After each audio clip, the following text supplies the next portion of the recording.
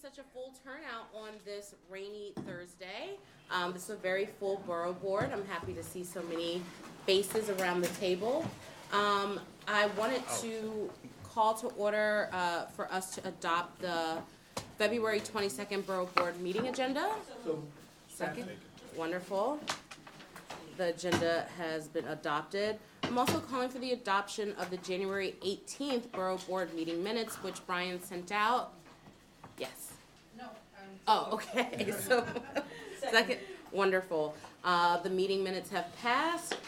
So I really would like to thank Marissa for being here, and I know that Councilmember Levine is on his way. This is really an opportunity for us to hear from you all about, what some of your budget priorities are as the board is crafting them, but also to hear from our new two Manhattan delegation co-chairs, which we're really excited about, Councilmember Levine and Councilmember Rosenthal being our co-captains. And so we're really excited to sort of hear about what some of the priorities of the delegation are, but then also for us to sort of collaborate. I know that, in the past we've brought different issues to the borough board around technology needs and upgrading tech needs for the office, especially with paperless filing. And so for us, we want to find areas of commonality that our office can help support. We can also support you in those things, and then also our elected leaders and council can be pushing for those items as well. So this is really what this conversation is about. I want to thank Matthew Washington and Vanessa Diaz-Lopez, who are our budget leaders, and can sort of talk to you a little bit later about sort of what our process will be for the budget this year. But I first want to pass it on to Marissa. Okay. Thank you. I want to, Helen sends her regrets that she couldn't be here. She actually had a family issue and is out of town. So I'm waiting for Councilmember Levine. But I thought, maybe we'll just start, hand those out. I just wanted to start, actually, can I get one of those? Sure. Thanking you, because I know the Borough Board was very supportive of one of the council members and the delegation's priorities last year, which was to right-size the human service contracts. So I just wanted to, I'm just sending around And we have more copies coming. a one-pager just to update you on where that ended up in the last budget adoption. I think we were very pleased. We did get more funding in the budget for it. It's all laid out in your sheet, I think fairly nicely summarized. So take a look at that. I mean, we often all are advocating for things and we don't always know what the end result is. So I just really wanted to thank you for your support. I think it was a really successful effort last year. Where we are now seeing disparity is at the state level. And I know that the Human Services Council is now, working to try and right-size these contracts at the state level. There's funding added going forward at the city level, both for salaries and for service costs, but we don't see that at the state level. So you have these oddities now where at the same senior center, you may have two workers doing the same job. One is funded through a state contract and one is funded through a city contract, and they're making two different salaries. So, we don't want to see that happen. So, I'll just sort of summarize what the asks are at the state level, which are, they're pretty small potatoes when you think about the state budget.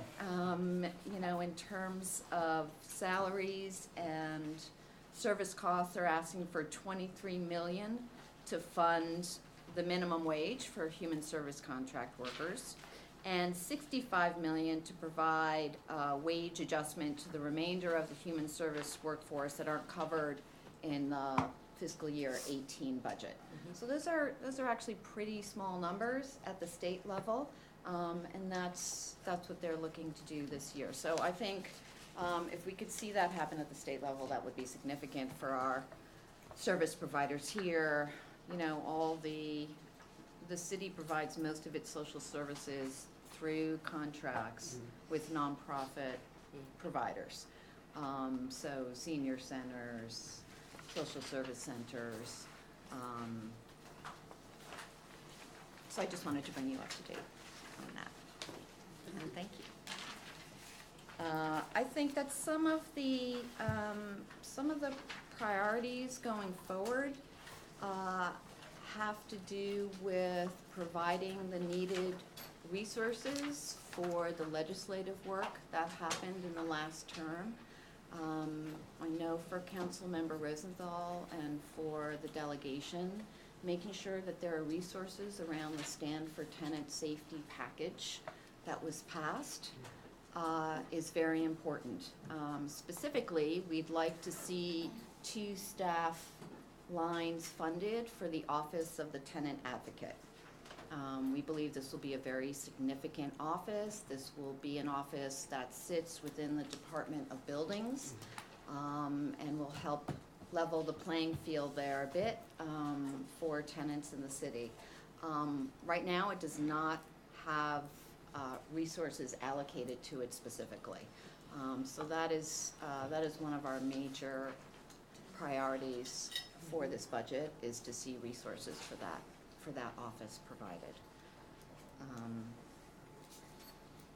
Councilmember Rosenthal is chair of the Committee on Women, and one of her first hearings, which will be next week, will be on reviewing sexual harassment policies for city municipal workers. There will be a legislative package introduced soon, and I think we are just really beginning this process of review to try and get to best practices for the city. But one thing we know right now is that we need to increase funding to revamp the sexual harassment complaint process. So that is something that she is going to be working towards this fiscal year. And I think one of the other sort of major issues that we see touching on a lot of different, a lot of your community boards is to increase resources for the Department of Education integration programs. So, for example, School District 3, which touches on the districts of Councilmember Rosenthal, Councilmember Levine, and Councilmember Perkins, is about to embark on a new middle school enrollment policy with absolutely no added funds or resources to support that enrollment policy. We consider that a recipe for failure. So we are asking for increased funding for those diversity programs. The Department of Education is starting to look at and provide. But you cannot change an enrollment policy without making sure you have the staff to do the outreach, the staff to deal with the increase in applications that different schools are going to be seeing, and just basic resources for all our schools. So those are the major 3 priorities that we've discussed. Wonderful. In our office. And I'm sure that once Councilmember Levine comes, he can also speak a little bit more. Matthew, can you sort of speak to everyone about what our process is and what some of our priorities are this year? Sure, but prior to that, let me just give a little bit of background on the mayor's preliminary budget, some of the numbers, and sorry for those who don't know, Matthew Washington, one of the deputy borough presidents. I'm like the silent partner, I never really show up, but kind of around. So the mayor's preliminary budget came out at $88.67 billion, which is an increase of about $750 million from the November plan that was released. The city sort of restates its budget and releases it 4 times a year. So, New York City's budget still remains the 4th largest budget in the country. behind number one, the federal government, state of California, New York State, and then New York City. So the mayor, when he released the preliminary budget, and even at his State of the City address, he's been focused on this idea of making New York City the fairest big city. And so a number of the things that he's talked about, job growth over the past 4 years, estimated at about 415,000 jobs, many of which are in education and health services, just over 130,000 in that sector, and talking about bringing an additional 50,000 jobs into New York City this year and going beyond that. So a lot of focus on job creation. There's also a lot of talk certainly about education, expansion of pre-K for all, additionally 3K for all, and providing funding for some different seats in there. Along with some of Councilmember Rosenthal's priorities and some of the Manhattan delegation's priorities with respect to tenants and supporting tenants.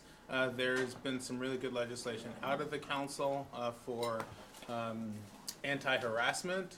So there is $7 million in the preliminary budget for anti-harassment for tenants. We could probably use some more. So hopefully those are some of the things that we will have addressed. But Councilmember Levine is here. I'm sure he has some things that he wants to talk about in terms of priorities that he and the delegation also share. So I want to cede the floor. Thank you, Mr. Deputy Borough President. Good morning, everybody.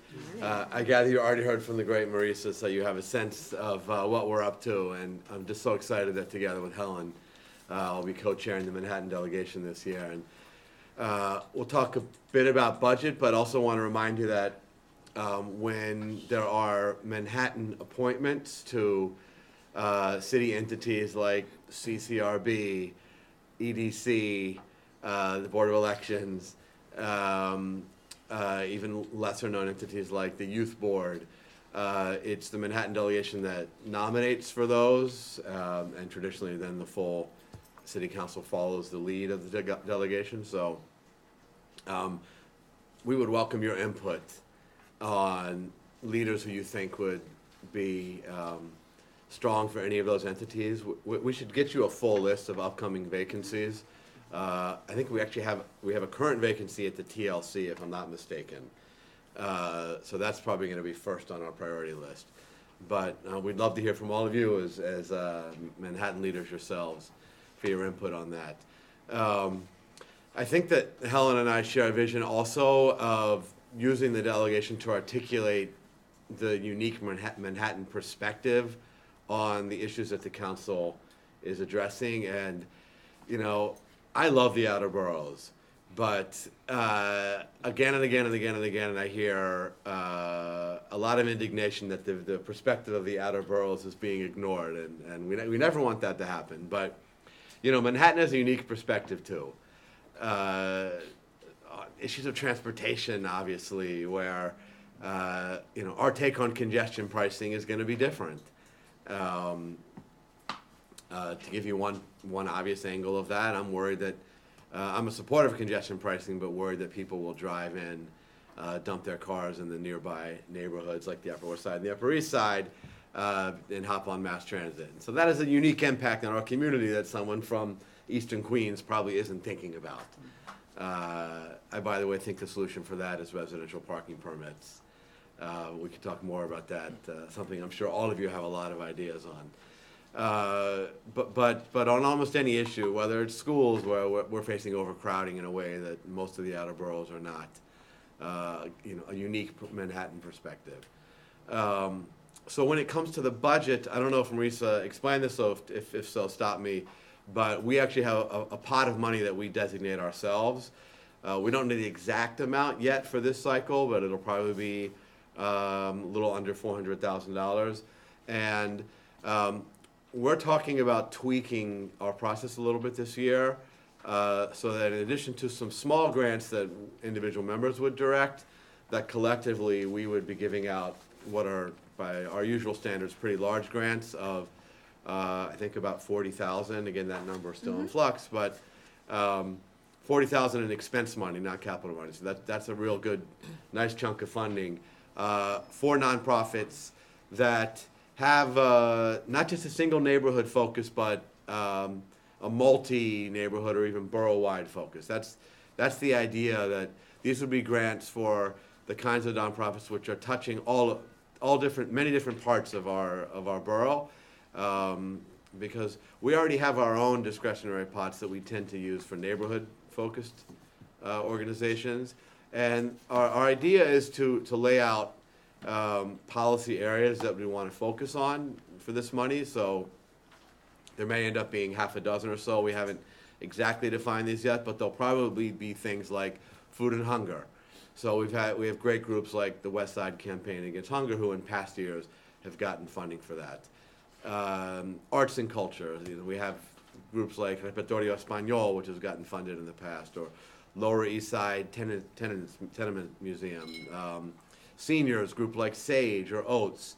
And again, these are entities which are not just single neighborhood. They're touching many, many different neighborhoods. And so it's a chance for us as a delegation to come together on that.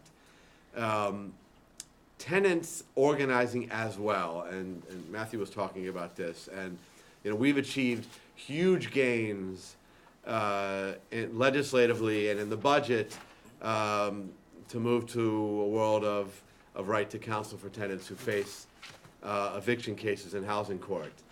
But there's a whole nother world of tenant services and tenant legal services, which is really proactive organizing. Organizing an entire building that maybe needs to sue a landlord because they've been failing to provide mandated services. And I'm concerned that with the welcome allocation of resources to the Right to Counsel program, that we're going to see a reduction of the kind of services that are so important at a multi-tenant, building-wide, broader level. It's the organizing work that's so important. So I think that we probably in our own budget would continue to fund great work, great programs like Northern Manhattan Improvement Corporation, which are doing more that kind of proactive work in addition to right to counsel work. And I think that we'll be advocating in the broader budget for the administration to continue to fund that kind of work, which at the moment it appears, intentionally or not, there is some shifting away of resources away from tenant organizing work to meet the need for right to counsel. So, I'll mention, and it's not explicitly a budget topic, but just how important the implementation of right to counsel is going to be for Manhattan and for the city for the next, 4.5 years until we're fully up to speed. This is just such a massive, massive project. We have 150,000 eviction cases a year in housing court. So being able to touch every one of those tenants with an attorney is a very, very big undertaking. And the providers are straining right now. This is a great problem to have, but they are straining already to serve the number of cases as we bring in zip code by zip code right to counsel. That, by the way, is how it's being done. The idea is to add zip codes steadily over the next 5 years. And the admin, I think correctly, decided to do it on a zip code basis so that when you show up to housing court, you can just tell a clerk where you live, and they can immediately steer you to the proper services based on your zip code. We also need collectively to advocate for the new zip codes to be brought online. And it's curious, but some of my colleagues in the council actually don't want right to counsel in their neighborhoods. No one in Manhattan that I know of, but there are other parts of the city where they have different perspectives on this issue, particularly if they have a lot of like two-family homes where the landlord, then technically it's what they are, could just be a homeowner who's renting out a basement. So, I'm perfectly happy if they want to allow us to be the early adopters in this program, but we all need to think about that. And I'll also mention that you remember we had a big battle to include NYCHA in the legislation. It was a surprisingly difficult battle, which we won ultimately, thank goodness.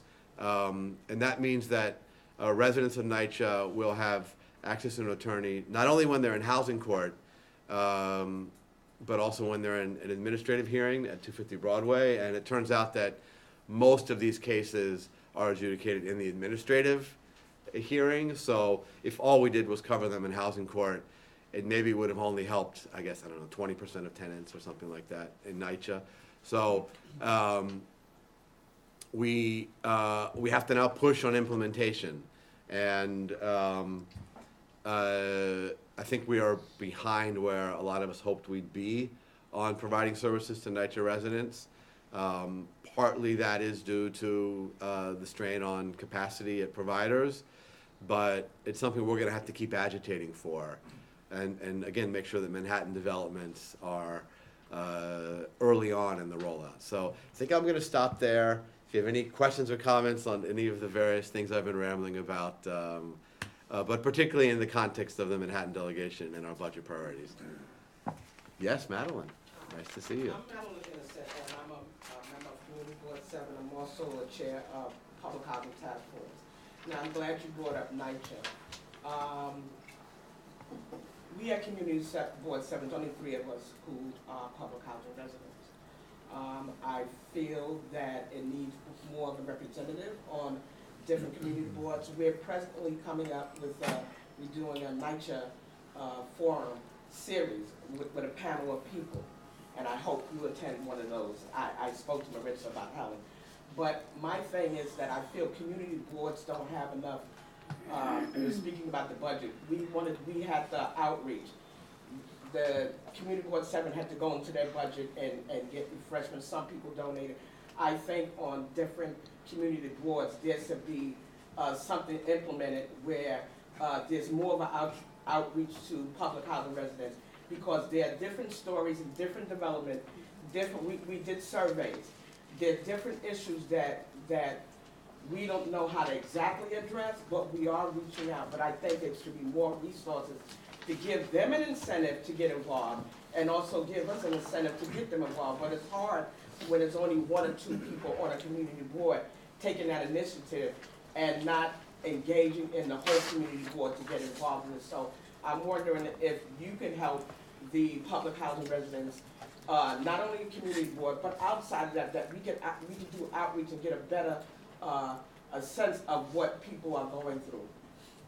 Well, thank you, Madeline, for first of all, for your service to the community and on CB7 and for bringing this issue up. And I totally agree that there's no one who's more of an expert on public housing than the families who live there. And so the voices of residents have to be front and center in every debate related to NYCHA and broadly to housing and other community issues. I only think I have maybe 2 or 3 appointments up this year in CB7. I have, I think, maybe 10 or 11 up in CB9, and about 3 or so up in CB12, roughly. Obviously, the application period closed for this cycle, but if you or anyone knows of great public housing leaders who are in the applicant pool, like I said, I have the most leeway in CB9 because of the way my district is drawn, but we have some major developments in CB9 that many of you probably know. We have Grant houses and Manhattanville houses. CB9 is great, and I enjoy working with them. We just need more support. Roberta's been fantastic and been on board of listening to our pleas, but when you don't have a big amount of people or there's a small amount of people that are interested in what goes on in public housing on the community board, but I think we should have more of a representation. Okay, Just agreed. to add to that, we have, CB9 and CB7 have task forces on public housing, and we are very welcome to have non-board members serve on our task forces. So it's a matter of, CB9 is doing some outreach and CB7 has done some outreach. So if you know of people that you think would be good for either of our task force, we would really welcome them, and Yes. and that's a way to get people involved and potentially in the future become board members. Great, okay, no, yeah. We at Community Board 11 have done a series of NYCHA forums, housing forums, and we did NYCHA. We don't have a task force per se, but I'm a new chair, and that's one of the things that I've been passionate about, that NYCHA, CB11 has the largest concentration of Yes. NYCHA Right. housing. What I would like to propose is that all of us should start looking within our housing committees to see how we can appoint at least one person who is that point person on that committee. And those community boards that have more than one NYCHA development should consider having 2 or 3 people, and that we work collectively to create a series of forums that can be featured in each community board at a different time. And then all community boards are tasked with doing outreach. That sounds good. I'd also Yes. like to say something. Alicia Lewis Coleman from CB3. We have a subcommittee for public housing on CB3. And I believe that we have voiced a concern after this winter and what many people were experiencing with no water, no heat. Lydia Velasquez, we got her involved, and Is I Jesse believe, Bowling the manager? I'm sorry? Jesse Bowling is your manager? No, that's four. Susan Okay, Smith. Susan, okay, sorry, okay. And we are actually looking to create a forum for NYCHA residents and public housing residents, because it's not just NYCHA residents that are going through it. It's Right. also some of the Section 8 developments that are going through it as well. We can share the Yeah. flyers being developed for CB7 and 9. Okay. Once it's done, we'll share. right, we'll share. Okay. In the back. Thank you. Xavier Santiago, Vice Chair of Community Board 11. We actually hosted one of the first series with NYCHA. I'll gladly share our information, including our presentation, and any way we can collaborate together. So here to serve. I do have a couple questions just beyond the disinvestment that we'll get to in the preliminary budget. I'm sure when we talk about that, that's come up within our housing committee. The residential parking permit, I'm very curious to learn a little bit more of what you're proposing, because having lived in London, they do something very similar, where you have to prove that you live in the area. You have to have a tag that's associated with that area, whereas they don't have states like we do. And then you pay an annual fee to park in that general area. So I'm curious to know what your thoughts are on that, and rolling out a program, and where it is, and how that would impact the local residents who may be, for lack of a better term, strapped for cash. Obviously, the permits in London, the way they structured it, it's very affordable, but very curious, because that actually cut down on their congestion there, and I've witnessed it firsthand, how that played a part. Now, obviously, we're different because we live on an island here in Manhattan, Yeah. but just curious how that would, impact Well, our general neighborhood. Absolutely. Look, Yeah. it has worked well in other cities, Mhm. and the goal is not to raise money. To the extent there's a fee, it's usually just administrative, and maybe it'll be $25 a year or something, but in exchange for that, you're prioritizing people who live in the neighborhood, and, it's not just the areas that border Midtown, like the west side and the east side. Washington Heights, especially southern Washington Heights, street parking is dominated by people who come from Jersey and Westchester. And a lot of them are hopping on the A train, which is, I guess, rational behavior on their part, but it makes it very, very, very difficult for local residents. And I think in the context of congestion pricing coming, that phenomenon is going to be exacerbated. And if 60th Street is the line, then any neighborhoods north of 60th Street are potentially dumping spots for someone to get on a subway. It could be someone who comes across the bridge and leaves their car on 181st Street. It could be someone who decides to drive down to the 60s or 70s. But I've also talked to colleagues in the outer boroughs, which are experiencing similar problems. People coming in from Long Island and hopping on the 7 train in parts of Queens. And so I do think this could have a multi-borough coalition on this, but it's particularly what I hope for is the the impending implementation of congestion pricing, which give this impetus. But, you know, we have a bill which I'm hoping we're introducing soon, but I don't know if the drafting's done yet. I would welcome input from everyone here on your thoughts on this, including people who are in the congestion zone too, on how you feel it would work in your neighborhood and logistical questions. But I do think that this could be a huge win for the neighborhoods of Manhattan that stand to really face an onslaught of competition for parking. Not that I disagree, and I'd love to be involved, having seen it executed successfully abroad. I think it's a plan that will work very well. We have experience. We are currently a dumping ground for parking for people who come from Yonkers and elsewhere. Yeah. The amount of tags from Jersey, Pennsylvania, and I've seen a couple fistfights break out from local residents who were about to back in, and someone just sniped it right away. So I'm very supportive of seeing that. And I think that'll play a larger part in how we integrate with, for example, other businesses such as filmmaking in the neighborhood, which has also come up on our radar, and how that's taken over city blocks. We actually, our first, we're going to be inviting commissioners to come speak to the delegation, again, about borough-wide concerns, and the first commissioner is Julie Menon to talk about film production. So to the extent that now or some other time you want to give us tough questions to ask her, we definitely understand the complications about film production, and want to push the commissioner on that. So that meeting Thank is you. actually March 14th, so if you want to get your questions in before then, that would be very helpful. Hi, Councilmember. My name is Tricia Shimamura, and I am representing Community Board 8. I serve as the second vice chair, but I also chair the Waterfront Committee, and I co-chair our Parks Committee. I just want to bring to both of your attention something that has been a long-standing concern of our community, and I hope that when you're dealing with when you're going through the budget process, you keep this in mind. Our Esplanade on the east side that stretches 3 community boards, 11, 8, and 6, is in desperate need of funding.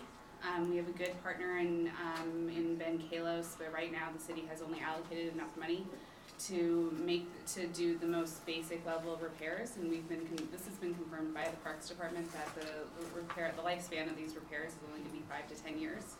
So right now we're moving forward with the plan because the Esplanade is quite frankly crumbling into the river, and it's become a real safety hazard for the users of it. But it's really disheartening to know that the level of funding that the city has invested in this, it means that we're going to be battling the same fights in 5 to 10 years. So we need a long-term, large investment. The Esplanade serves many different community boards and is used by a number of different stakeholders, both local and not. And so if you would keep that in mind, I know that you were a wonderful leader of the Parks Committee. I wish you were. I mean, I'm sure the new council member's fine, but I was hoping that you would have stayed on that committee just because I know that you would have been a good advocate for this.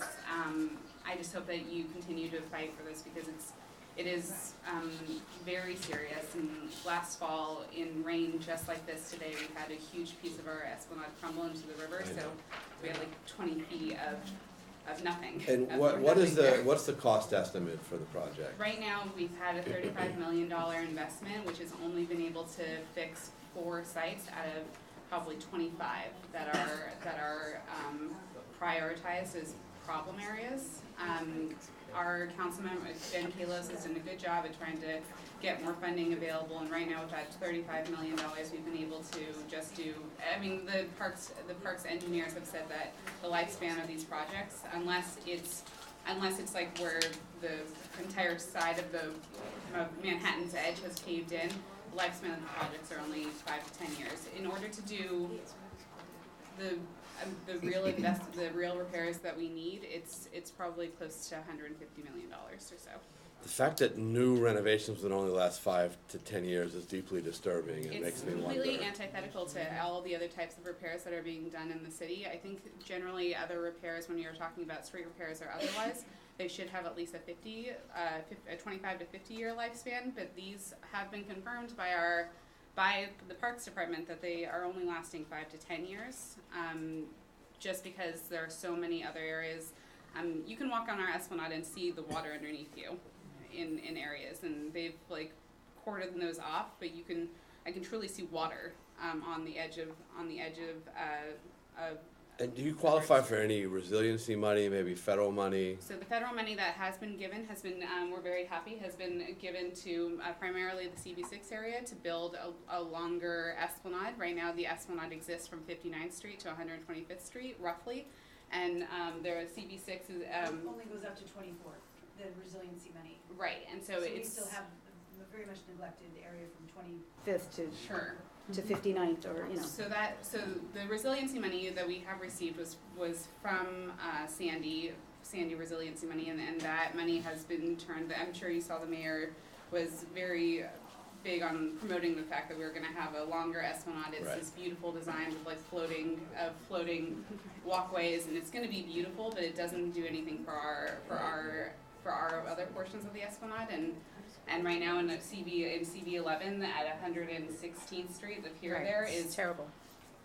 Is really bad. I mean, I've gotten to the point where I've been telling people to not go on the Esplanade, and as a parks chair, I hate that. But I'm so afraid that someone's gonna fall, and so afraid that someone's gonna get hurt. And again, the mayor is using the fact that we got something like $100 million to expand the Esplanade in the lower areas, as a way of saying, oh, we're done investing in this, and we don't need any more investment. But right now, it's the entire east side is really in danger of something really terrible happening.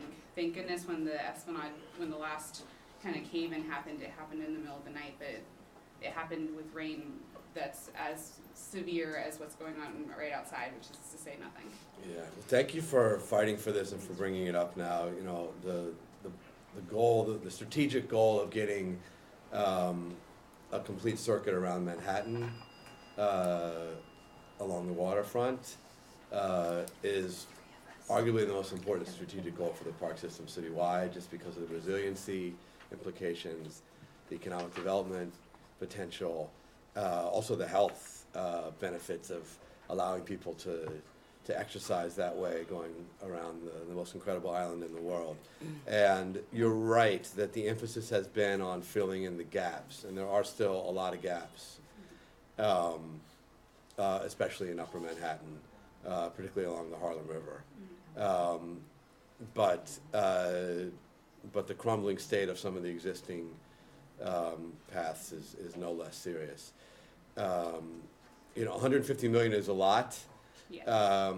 But we have the resources to do it, and I'll certainly be advocating for that with Councilmember Kalos, and I'll talk to the new Parks Chair, Barry Gronenchik, who is a great guy, about prioritizing this. There are 2 or 3 $100 million priorities citywide that we're pushing. This is the only one in Manhattan, and you have my commitment to work with Councilmember Kalos and Chair Gronenchik to make sure this is on the radar of the administration. Thank you so much. All right. Yes, I just no. want to echo the importance of the Esplanade. As part of the East Harlem rezoning, we had some East Harlem points of agreement. 15 million has been earmarked through the rezoning for repairs on the Esplanade. The issue is that they're going to start inspecting it now in March 2018, and the inspections are to be completed to December 2018, where work will start in June of 2019 to be ended in 2023. That's unacceptable. This is a safety issue, as my colleagues here have mentioned. On 117th Street in particular, it's dire. We have the African Burial Ground project that may be getting a foothold. If we want to activate the Upper Manhattan area, it is vital that those safety issues be addressed. And this timeline seems very inefficient based on the crumbling that happens almost on a daily basis. So I echo, and I'm looking forward to working with my colleagues on this. Absolutely. like to get a better understanding. The list of needs is long, and the list of money is not as long as it needs to be. And then sometimes there's city and state, like the Hudson River Park, which is similarly, the three of us are always trying to, so it's wards 1, 2, and 4, and going north. So, and there's city and state, there's desperate needs for public open space, elementary schools, other types of schools, and admitting hospital, which is very big since Community Board 2 has none. Traffic and transportation and infrastructure needs, senior needs, really, and of course technology needs. We're still hoping to get live streaming, but that comes with costs, including not just how do you record it, but how do you archive it, and what, and understanding the laws around that. So we could go around this room and we would all just beg for money for what our communities desperately need. How is it allocated in agencies, and how do our budget requests translate into action? Well, most of what you mentioned, if I'm not mistaken, are capital investments. And what I had been speaking about before was on the expense side, where we actually have our own, the Manhattan delegation actually has a pot of expense money that we direct ourselves. Individual council members, of course, have capital money. In the past budget cycle, it was $5 million per member. And we also, the council collectively has the speaker's pot, which is, I don't know, 50 million or something, and the Manhattan delegation makes recommendations about capital priorities for the speaker's pot. So we're not quite determining it the way we do with our own pot of expense money, but I think it has weight, and we would welcome your input on capital priorities. Be careful what you ask for. We would absolutely welcome it. And then the administration itself, of course, has the biggest pot of money to play with. And the city council has what we call the budget response document, which is a response to the mayor's preliminary budget, which came out 2 weeks ago. And so all of us are making recommendations to the central staff on that. And often the chair of the relevant committee has an outsized voice in what appears in the budget response document for that particular sector. So I chair health, and I would definitely welcome input on health priorities related to capital spending. And I know that the shortage of admitting hospitals is very high on the list, but the Parks Chair, as Parks Chair, I made a number of major recommendations related to that. So, but this time personally, health is something that I'm thinking a lot about. So, but you could also identify a committee chair that's working on the priorities that you mentioned. And Helen and I and others can also connect you to the appropriate committee chair for any issue that you're interested in. And it's part of the reason why we're having this discussion. I think it's interesting to sort of hear where some of these things are overlapping for folks. And I think our office would really be interested to get a list of board's priorities. And again, it can be, make it as open and free as you want. The idea for us would be for us to compile this and then to find the similarities to be able to send over to the delegation, just so that as with their agenda, they can keep some of these priorities from the boards in mind. Absolutely. Awesome. And I unfortunately have to go, but thank you very, very much for Councilmember, thank you for being here. here. Matthew, did you want to? Sure. Yeah, I think additionally, certainly community boards have submitted priorities, district and budget priorities back at the end of October, and agency responses are done. And so I think looking at those, I know some boards, maybe all boards, are working on responding to the preliminary, reviewing it, having discussions about it, and getting a sense of what the board's ongoing priorities are, how responsive, sort of expanding on what Terry was talking about, how responsive the administration has been to the priorities and needs brought up by the community boards, and getting a sense of that. Ultimately, the borough board has the opportunity to respond to the preliminary budget, and so we want to understand what the priorities are, certainly on an individual basis by the individual being the boards, putting together resolutions or letters or whatever that might be so that we can compile a package and send it to the administration.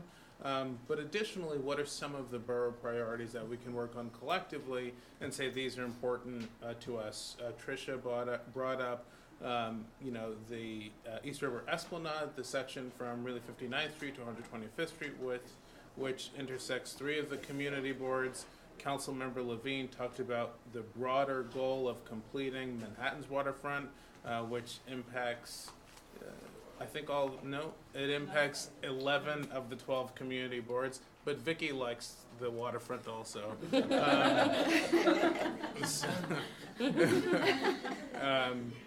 And so how, focusing on some of these broader things, what we will do in our office is put out, collecting some of this information. We want to put out a survey and get folks in Manhattan to respond to it, give us input on sort of what their priorities are, and we can use this time to sort of figure out what those sort of burning issues are for the borough and how we get that out to everyone and get some input so that you all can sort of review the results of the survey at your next borough board meeting on March 15th. So that's ultimately where we want to sort of steer this discussion, but also understand, and with respect to the budget, what are those things that are important to Manhattan, and how do we advocate collectively while each individual board continues to advocate for the needs of the area it represents.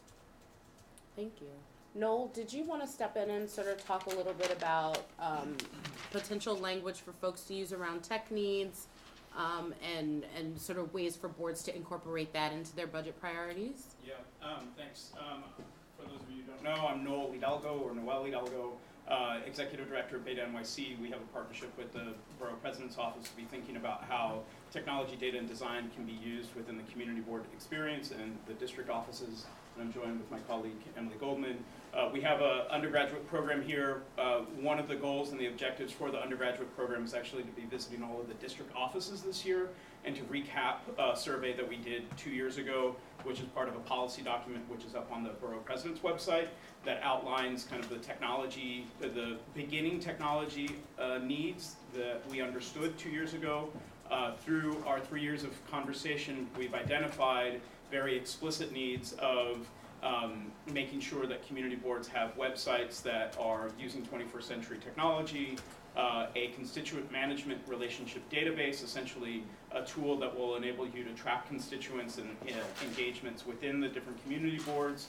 The third tool is tools to understand the city's open data program, and so we have BoardStat.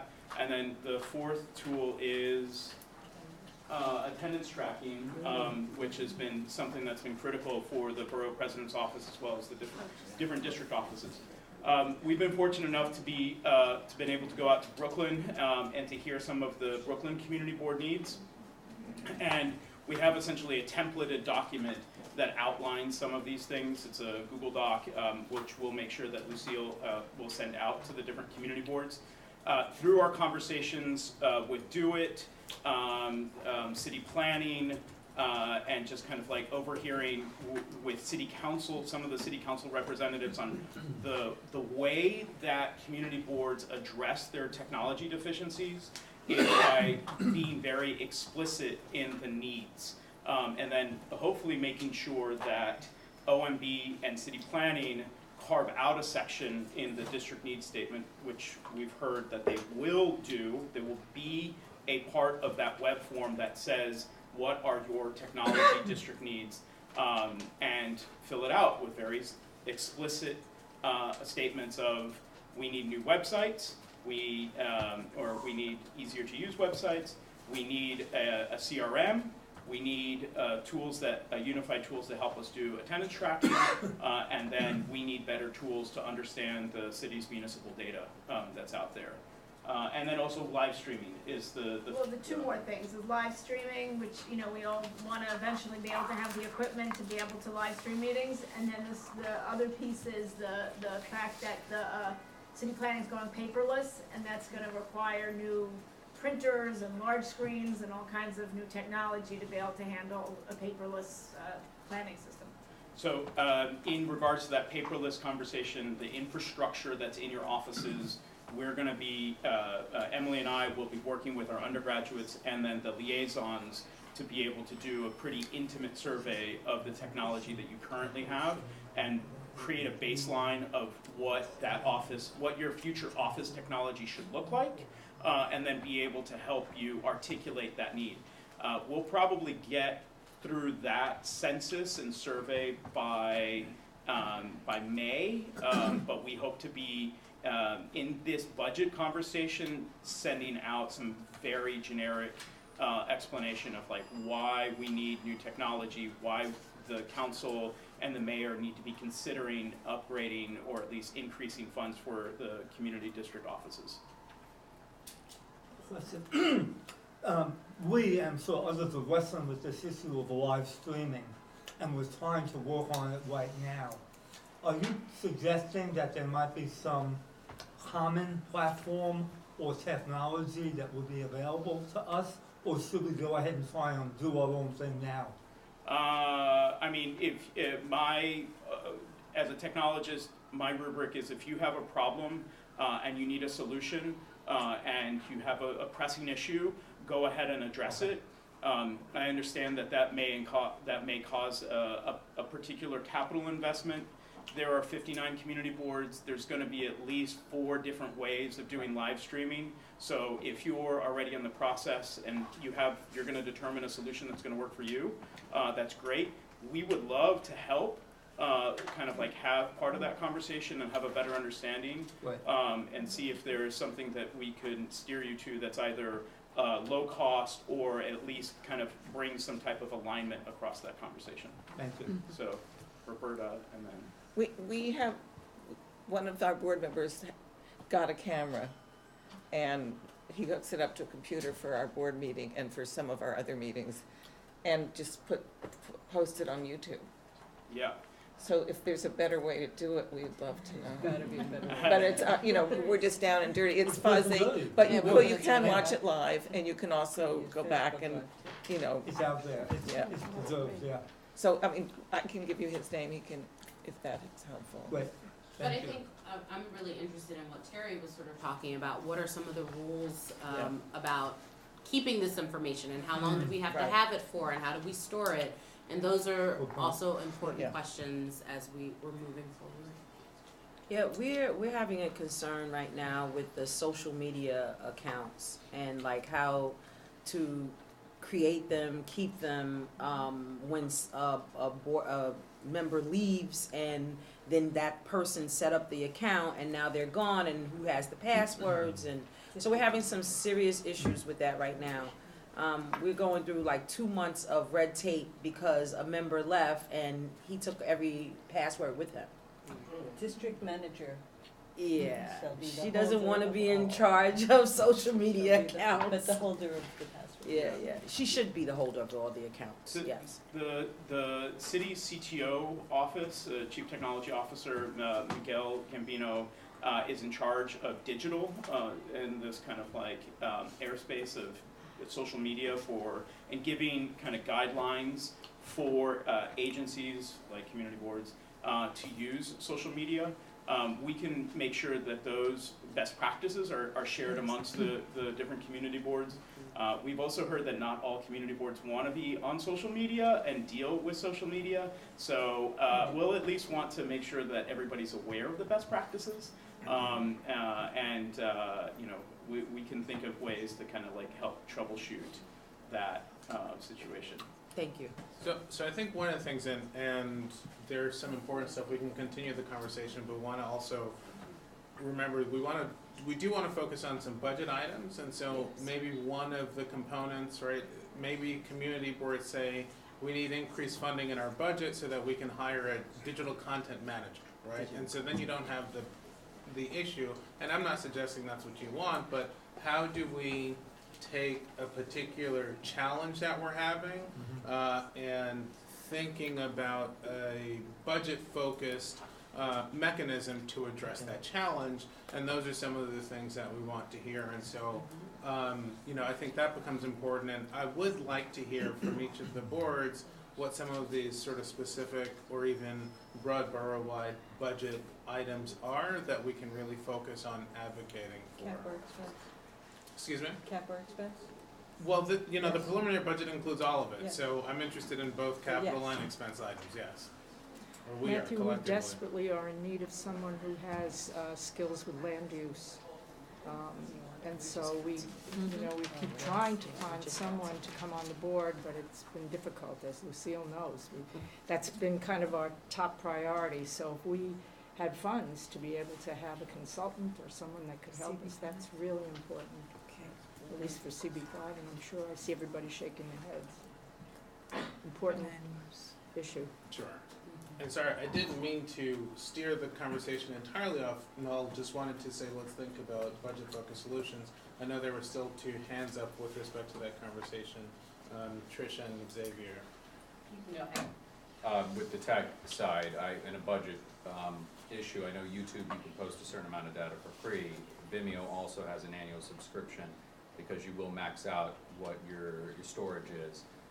So we're open to that information as we go through. We're looking at investing in cameras to put everything online, so that way it can stay there. And I know with a lot of YouTube channels, you can keep it up there so long as you don't mind the adverts, and if there isn't a conflict there with our responsibilities as a board, they just play through, or their little footer. Yep. So as you develop, we'd be keen to know.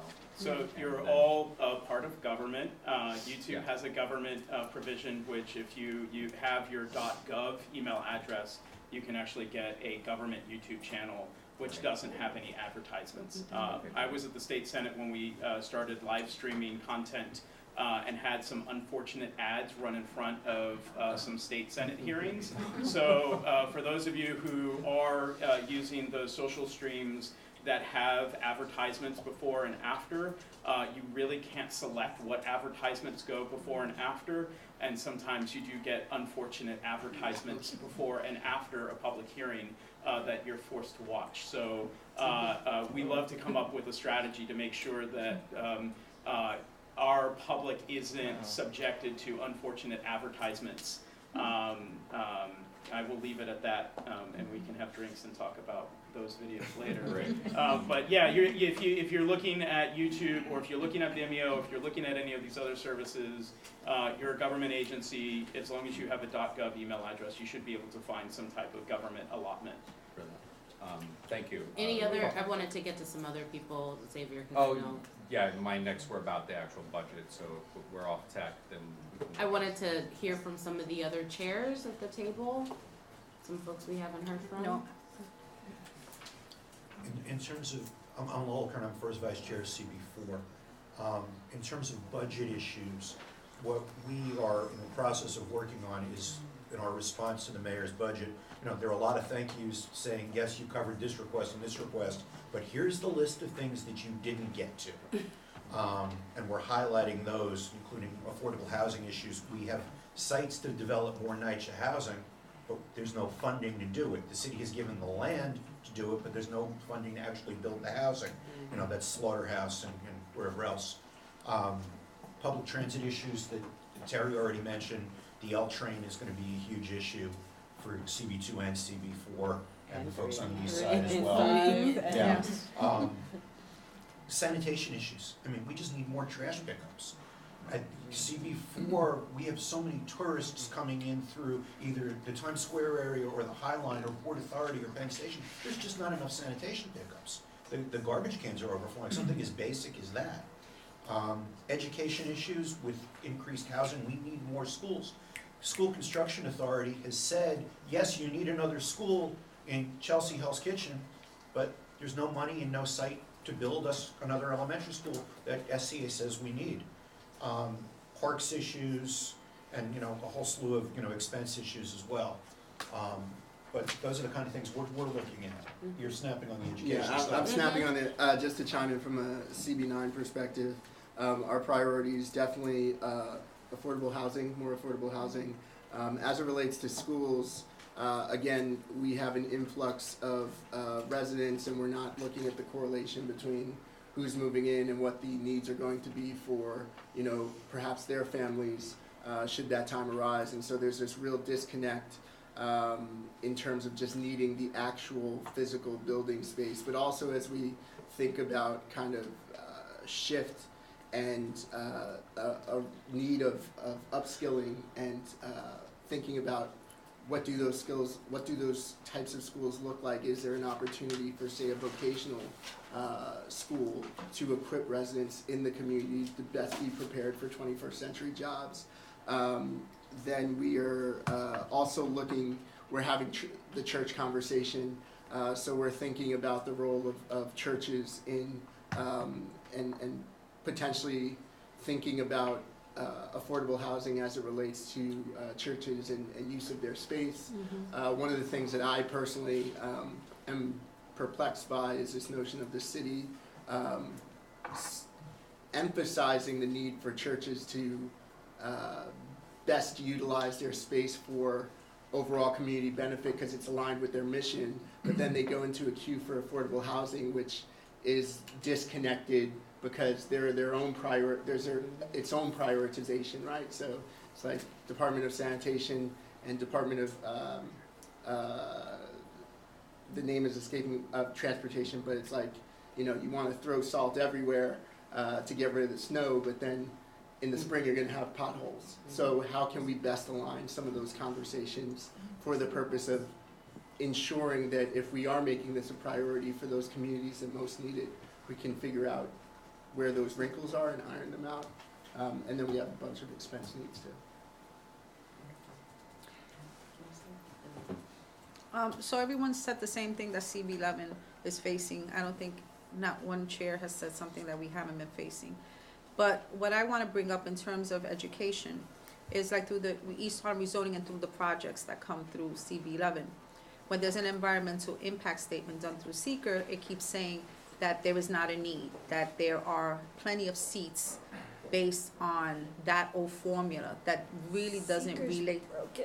Yes, and so while that's a separate conversation, I don't want to belabor the point. I would just urge the Manhattan Borough President to have conversation with, you know, the powers that be regarding that, because they keep telling me we don't need more seats in Community Board 11, but Community Board 11 has a large influx of population and is expecting more. And so they keep saying, well, people will graduate, and so those seats will be available. And then the way they do their common areas calculations for usable space is not adequate. It's not correct. Right. And so I just want to talk, because that impacts the budget, because when we ask for more schools, you show that you have enough schools, there's more seating. So that's just something I want to just bring to your attention. Jessica? Yeah, thank you for bringing that up. There was the blue book, right, Yeah. that the Board of Priorities that determined space. There was a blue book working group for a while. We were a part of it. They came up with recommendations that were completely ignored. And, no one's even talked about them for a while. And it is one of our priority issues for this year is to sort of reform that blue book working group and actually move this stuff forward. Yeah. Alder?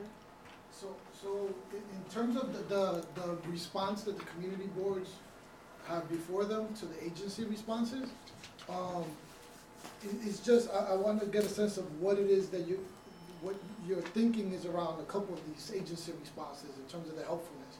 So out of the 490 different requests, right, about 20% of them fall, the agency response, and Parks and Department of Cultural Affairs does this more often than the other ones, but they say pretty much Parks, Cultural Affairs recommend this project be brought to the borough president or your city council member. So like 20% of those requests say borough president or city council member. I don't know what that means, right? Because I know a capital deadline already I think passed, or I know there might be some, Matthew and us will, that's a discussion we have to have. What does that mean? Especially since 20% of your requests are being punted to another And then the other ones, at least 6 community boards in the top 5 have that they want their community budgets, board budget to increase. And the agency response is that they will be maintained at fiscal year 18 levels, so that no decrease, but no increase. And at least Community Board 1 mentioned, there hasn't been an increase in 20 years. Right. So that's an area where, and then another group of responses are, this is actually about 15% of responses, says, great idea, but we don't know what the hell you're talking about, need to study, further information needed from the community. So that's what some of you have high priorities that say, pretty good, but we need further study, We actually got a response that we needed further study when we were asking for a study. Yes, so did we. Can you do an air quality study for us? We need to study whether we can do a study. We got that response and just threw up our hands at that point. And so then the next group of response that some community board members and also district managers think this is, this sounds promising, right? Because it's a better response than they've gotten in the past, which says the agency will accommodate this issue within the existing resources, right? So they think, oh, that sounds positive. But then, a lot of this is around after-school programming and other thing, and then the question becomes, well, does that mean for my community board? Because I know, is this a canned response in terms of we have the resources just more as a citywide initiative, or what does this mean for my particular community board? So I just think that given, these agency responses and, how much they answer or don't answer, these are some things that we should be discussing, particularly the bunting to the borough president's office, and also the idea that further studies required and that high level of agency responses around that. Shah. So, Alvin, to your point about so at CB12, all the issues are sort of like our borough-wide issue, it's just neighborhood specific. So there really isn't nothing more we're gonna add to that. But when we have our expense and capital rankings in our budget, we went through the process of becoming, I think, a little more savvier in how we were asking. We sort of understood what we were asking for, but the responses came back a lot was, we don't understand what you're asking for. So maybe we're not using the right vocabulary, maybe we're not asking in a way that it's supposed to be asked. So I'm not sure if your office can help us draft our responses in a way that the agency that they're going to sees it. My experience is that the agencies are highly regimented with their language. So while we're solid with our ask, we get back this, we have no idea what you're asking for. And we also realized that we were asking for, the kitchen sink. We threw everything in. But we were told at some point after 20, they sort of stopped asking. So we had to revamp how we were looking for these things. So I guess my ask is tips and strategies to get the better result. And then a lot of it was, passed through. We keep asking for the same things because they're not funded or responded to. So maybe a strategy session as to how we can ask. I'm going to do Vicky, Anthony, and then Roberta. With the exception of anything to do with the shorelines, because we're landlocked, we agree with everything. But we do have a couple that are really germane to Board 5. Well, the first thing I think everybody agrees, cost of living increase is really important. Yes. But we are seeing a huge increase now in Board 5, I don't know if this is true elsewhere, of shelters, homeless shelters. And it's coming up in Board 5 in our hotels, all of the hotels that you see in Board 5, and there are a lot, and there are a lot in Board 4. Anyway, so we have put in for increased funding for the program having to do with all of the things that we think should be provided. So that's an important issue. And of course, education, we do not have a school and we don't have a hospital. So, but everything else is basically the same. Oh, one thing that we did, I'm sorry. We asked for increase in uniform officers' headcount because we have such a proliferation of pedicab peddlers and other scams. And we really find it a problem that, they just, first of all, the fines are like nothing, and second of all, they're very rarely even brought up on anything. So. but we all have very common problems, and some of the problems almost start with a policy decision before you even get to the budget. But very practical ones. Saul brought up the point about we get these responses that are not actionable. And maybe that's one, just a suggestion that the agency will come back and say, I don't understand, but there's no further engagement, okay? There's no outreach or no process to say, okay, let me explain it, or let me understand what you don't understand. So I would suggest that in the next cycle that we have that kind of process. CB1, like many of us, resiliency is still an issue, and that's a policy. It's both, it has many dimensions, not just safety, but a whole environment. Education is a critical issue, all right? We've tried to solve it, but it's like something moving through a funnel, right? And now the problem is coming up in the middle and the high school areas, where we tried to address it at the elementary school, and now that bubble is moving further down. So education is a critical thing. Parks is always a problem, and not just in building new parks, but in maintenance of existing parks. And we're often frustrated that after 9/11, we had a lot of rebuilding and addressing some of our open spaces with LMDC funds. Well, now years later, 5 to 10 years later, that infrastructure needs to be rebuilt. So even on the expense side, maintaining parklands and open space has become an issue that we've seen.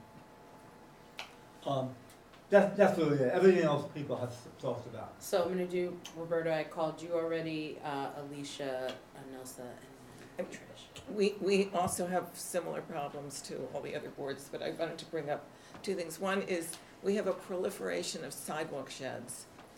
And it's harming the residential streets, but it's really bad on our commercial streets where we're already hurting because we have empty storefronts, and then you have an empty storefront and a sidewalk shed, and the store next to it was doing okay, but now a lot of its signage and its frontage is obscured. And then we have homeless encampments under the shed, in front of the empty storefront, and so people don't want to walk past, so they walk on the other side, and so it harms the retail that was thriving before. So I know there's going to be a bill that Kalos is doing on the sidewalk sheds. Homelessness has been homeless people living on the street has been a big issue. I'm sure it is in all of the district. Affordable housing, of course, is major. We've lost so much affordable housing on the Upper West Side. And we're dealing with the subject that I always bring up, the super talls, the as of right. We had a meeting last night. We have a resolution in general, which I will share once it's formalized. And we have a letter to the Board of Standards and Appeal about a building on a 68-story building on half a block from a school that I know the council member Rosenwald has been very involved with. So anyway, those are issues that hadn't been brought up. Alicia? I think, like everyone else, we touched on the housing situation. On the Lower East Side, we have a large development of NYCHA housing, but what happens is many of them don't have upgraded cameras, so they have these huge, what I call movie lights going on. So they really need to get new cameras, better cameras, so that they can see, for safety reasons. And then also dealing with the public library, no one mentioned those. We have a public library in our district that Chatham Square is, I guess they're looking at maybe closing it, or they downsized the number, but that's a high population of the Asian community in that particular library. And I'd hate to see us lose that library because many of the children do use that public library. And parents in that area use it during the day for preschoolers. So I hate to see us lose that. other than that, I think, oh, and one more thing, we get $7,000 from the city council for discretionary funds. It's like, it's part of the baseline budget. We're looking to have that as a permanent fixture for us, basically, so that we can hire research assistants to advocate for schools and do demographics, so that when we do our funding, when we do apply for our needs assessments, that we're able to have these documents, data ready, and it will make the process a lot easier for us. Yeah. Thank you for sharing. Nilsa and then Trish? I just want to piggyback off something that Anthony said and Shaw said. In terms of the budget and the budget responses we get back, I know we prepare our responses, we get these canned responses. I always feel like they have a drop down and they pick 1, 2, 3, 4, 5 because that's what we get. They do. Right? Okay. So I would like to suggest for consideration, obviously not this year, but next year, when we get our budget responses back, that time is set aside with at least one person, a pertinent person in that agency, where we can come in and discuss our asks. So that this way we have targeted discussion, as opposed to going to a hearing that is held, let's say, by housing and held this way. We would have to go to 5 or 6 or 7 different hearings just to ask FAQs and get suggestions back on our responses, where each board gets targeted personal time to discuss the asks that we put in, because that will help guide the conversation, how we can then better respond. That's a great idea. That is a good. Just wanna, as a former community board member as well, and having to put together those budget priorities and now seeing it from the other side. I mean, and of course, every community board operates a little differently and their relationship with their elected official may be different.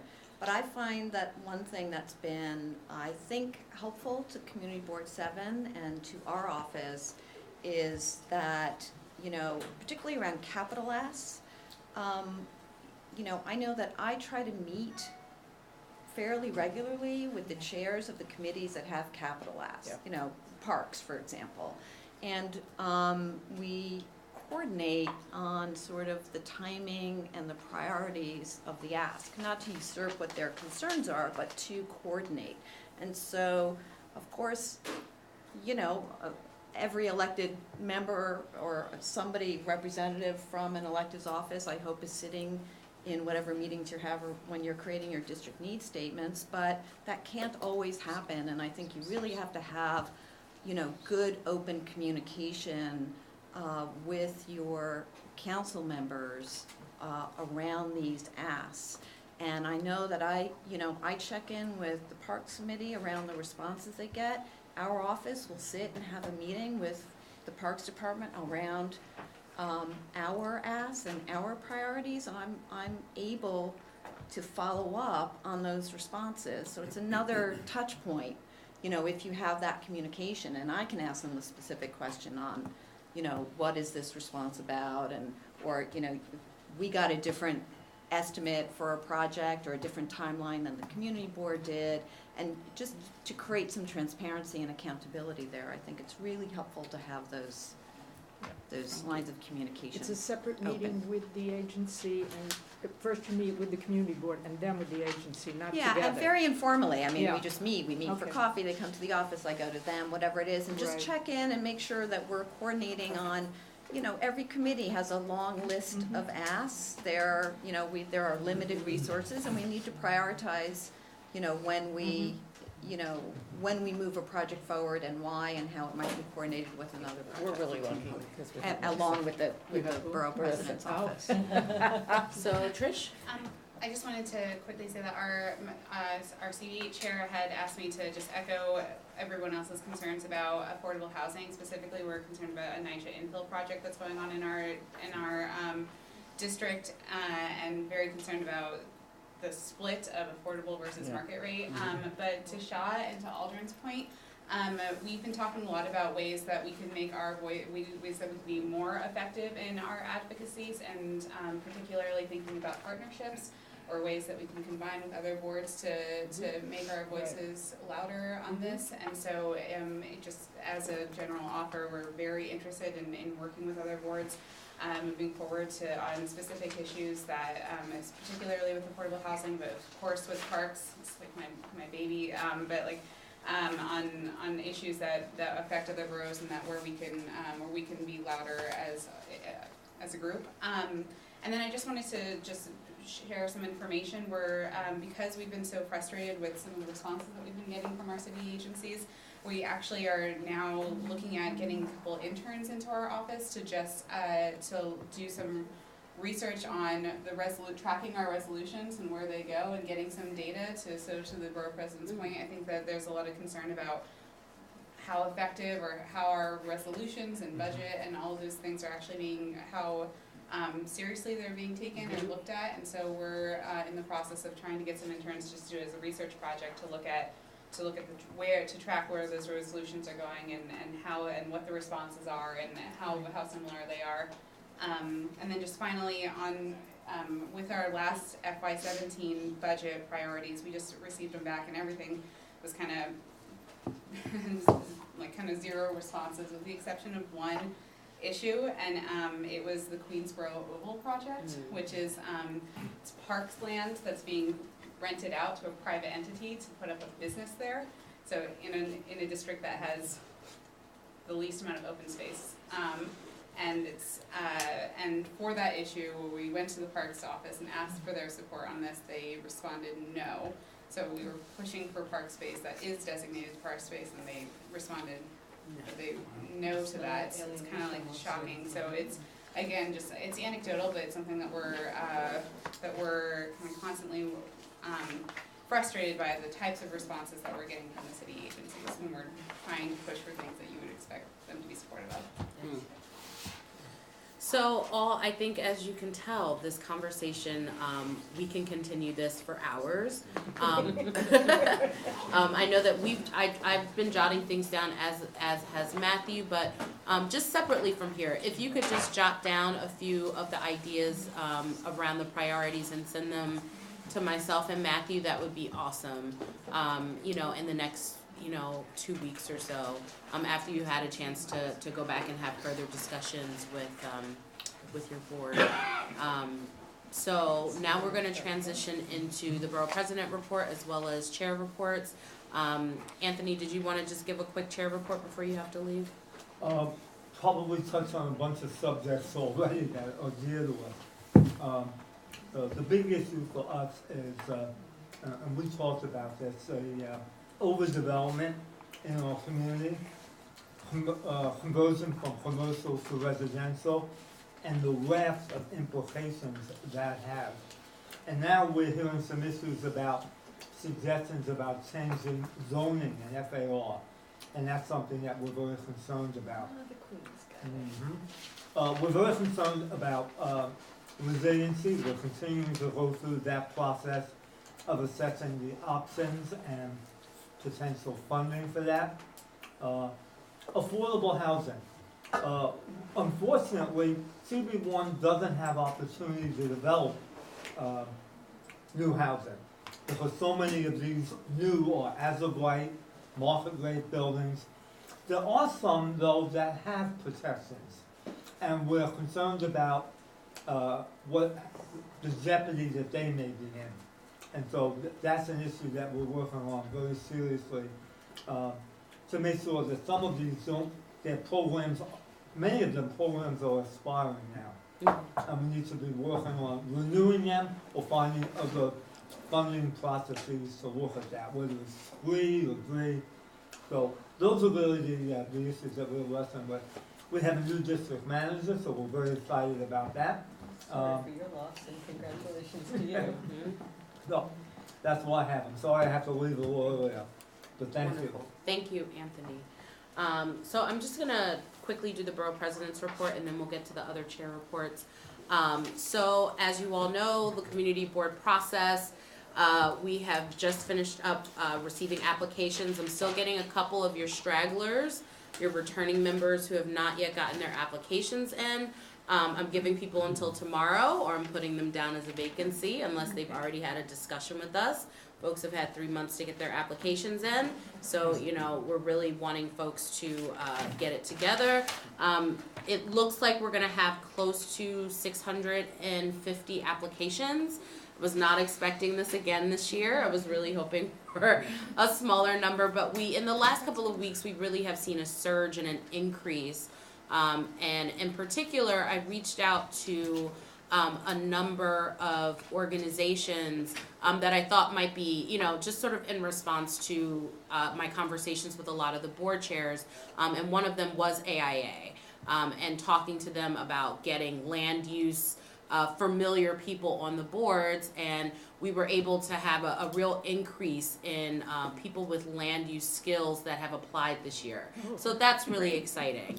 And, you know, we don't know, you know, as we're going through the applications, we'll sort of see, you know, where they've applied to and what's applicable, but it really is our you know, deep feeling that we want to make sure that what you all are asking for, we can try to accommodate just through our recruiting alone. In terms of what the interview process is going to look like, I've heard a lot of complaints from your returning members, just about how coming down here for an extra meeting, even if it is around the interview, is challenging and it's hard. And, you know, I think we, you know, in our office, we recognize that we look at a whole host of things when we're looking at reapplying members. So, you know, we're looking at attendance, you know, we're looking at contribution. We're looking at, you know, just what has this person done in the last couple of years to deserve their spot back? And so, you know, but I also really do recognize that a lot of our members are coming to meetings 15, 20 hours in a month, and I wanted to try and eliminate some of the extra traveling. So I've been reaching out to chairs around seeing if Aldrin and I can meet with reapplying members about an hour before your board meetings. And I know that there might be some challenges with space, just because there's always challenges with space. But I really would like for us to try and get to your board members right before the full board meeting for about 45 minutes. And again, this is really just an opportunity for us to touch them and to talk with them. Last year we did sort of visioning sessions with returning members, and I think folks really enjoyed that. And so this crop of candidates or reapplying members haven't had that. So again, all of this is just further discussion of getting people involved in how they want to see their boards look and operate. And so I'm going to be reaching out to a lot of you because we would like to be doing these sort of meetings in March. So I've already reached out to the first two, to 10 and to CB4. I'll be reaching out to other folks too. We only need about a half hour, 45 minutes, not super long, but really we would love to meet just on the site. Just so that we can be one and done. In terms of new members, I'm still cleaning up the roster, and part of, you know, my plea to get everyone's application is the more information we have about who is staying and who is not, I can use that to put the roster together so that I can send that out not only to you all but also to the council members so that they have an idea of how many vacancies they need to be planning for. For our new applicants, we've been doing these group interviews, which I think has been really great. Our office is looking to sort of shift because we're always doing something new. But we're looking to do more individual interviews with people this year. Because we just have less applicants that we sort of have to process through, and because we're not going to sort of be re-interviewing all of the reapplications, we just have an opportunity to meet more individually with folks. Also this year we did switch up the application. We made it a lot longer. We asked people to give more essay-based questions, which I know, again, I got some complaints about, but everyone will be okay. You know, again, but you know, part of the reason why we asked for that was because we wanted to get more information. It really is an opportunity for people to really tell us what you've been doing. So because we've received a lot more robust answers, we feel like the individual interview will sort of give folks an opportunity to give us sort of that qualitative sort of review, so we can really sort of ask people in depth, will you get along with people on the board? What can you contribute to this board that this board does not already have?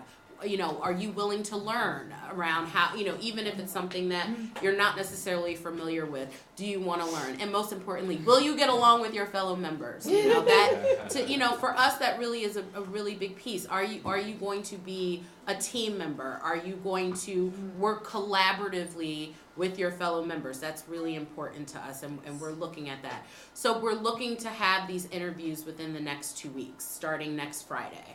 And so this is just a lot of work for us in terms of, just sort of organizing how we're going to get around 300 people to come in for interviews, which actually really isn't that much. I think about last year when we had over 1,000 people coming in and we had 14 different interview sessions. So the fact that I don't have to do that is amazing. One of the things that we will do on sort of these interview panels, we'll have members of our staff interviewing folks. And then we're also inviting the council member's office that they would also like to have a representative to be there. They're welcome to do that as well.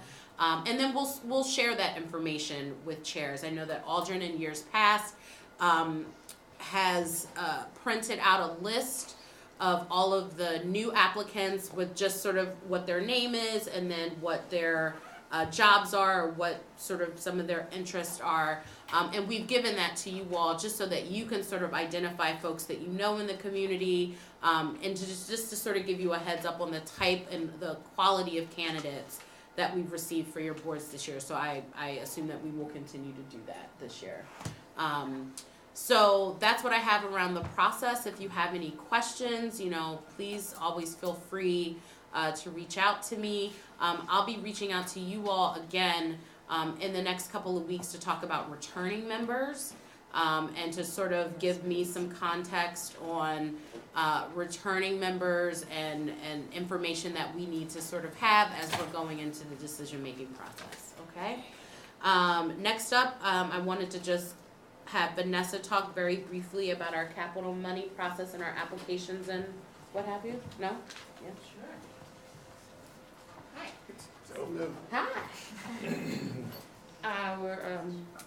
So our deadline was February 20th. We, as you may know, we allocate funding for city and non-city purposes. This is not me. So, we received a total, and city, like schools, parks, etc., could reach out to us. We have a portal on our website, which people have access to, and we received a total of 49 city applications, which means parks, what else? FDNY, hospitals and so on. And the schools, we received 153 applications this year. On the non-profit side, we received 107 applications.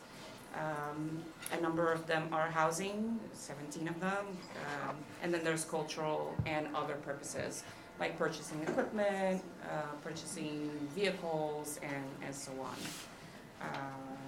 Do you want to talk more about the process, or is that? No. So in terms of process, the deadline just closed. We are reviewing all of those applications, and then we seek to look at eligibility and so on. We interact on an ongoing basis with the Office of Management and Budget. Everything that's cultural is reviewed directly by the CLA, and then we have the option of allocating funds thereafter. And we, in that process, interact with the different groups.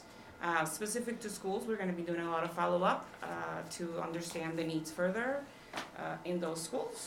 And that's that. We need to make our allocations March 22nd.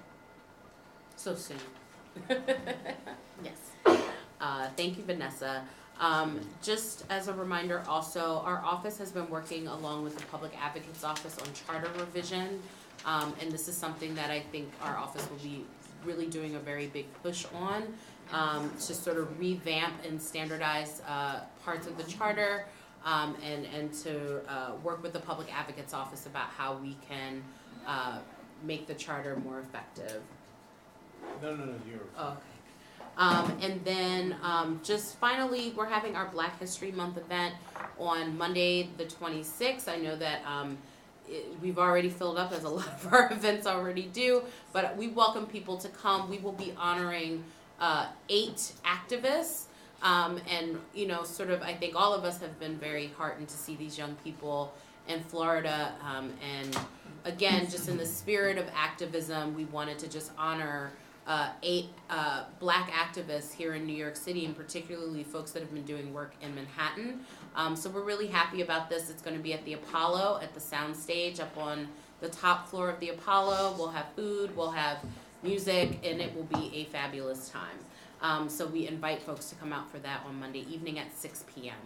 Okay, and that is my borough president's report. I know Anthony gave his report, and so I'll just go with Terry. Okay, thank you. So you already heard my laundry list earlier of desperate needs for the area. Our board's concerns about liquor license oversaturation and new models of business that serve alcohol do continue. Also, there is huge development pressure, especially on the Broadway University corridor from 8th to 14th Streets. But since we don't step over board lines, we'll say from 4th to 5th Avenues, which includes Broadway and University, so it's about 4 blocks across. And so additionally, we are really trying to take a more active role, not that we ever didn't have an active role, in looking into opportunities to preserve our existing affordable housing.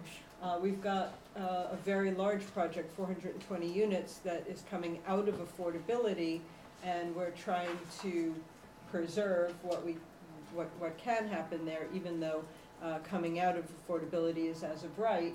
We're still trying to engage, even though it's not an application-driven situation in this case. But there's also a lot of issues around affordability in our existing, you know, we've got a lot of walk-ups and a lot of small buildings, and, you know, seniors walking up 5 flights of stairs is a problem, but how can we repurpose and rework these buildings so that they can both stay affordable and usable, and seek opportunities for new affordable housing that maybe doesn't come along with 80% of some market rate that just changes the affordability for the entire area, at the same time allowing a small amount of people in with one chance at CB preference that goes away. So, you know, we're really trying to keep our people in the area. Thanks. Wonderful. Yep. Alicia. Hi, good morning, everyone. So this is my first borough board, so I thank you for having me this morning. We have some major things going on in CB3, but 3 of the most concerning ones. Right now, we had a meeting with the Attorney General about the Rivington House closure, and there was money allocated to some community-based organizations as a result of the Attorney General's report. And so we met with the borough president and with the Attorney General, and I assume, I know that we're gonna have another meeting with him to come to our community board meeting to really discuss what the allocations are gonna look like and why they chose certain CBOs over others. But the major concern is to return 219 beds that were lost. We have a lack of nursing homes in our district, I mean, in our area in general. It's like, we're down to like maybe 1 or 2 at this point. And where do seniors go? I mean, if you have a family member that is in need of a nursing home bed, you might have to send them up to the Bronx or out in Queens or Brooklyn, and it can become a strenuous need for a family that may not have the resources to get there every single day or get there on a weekly basis to check on their family member.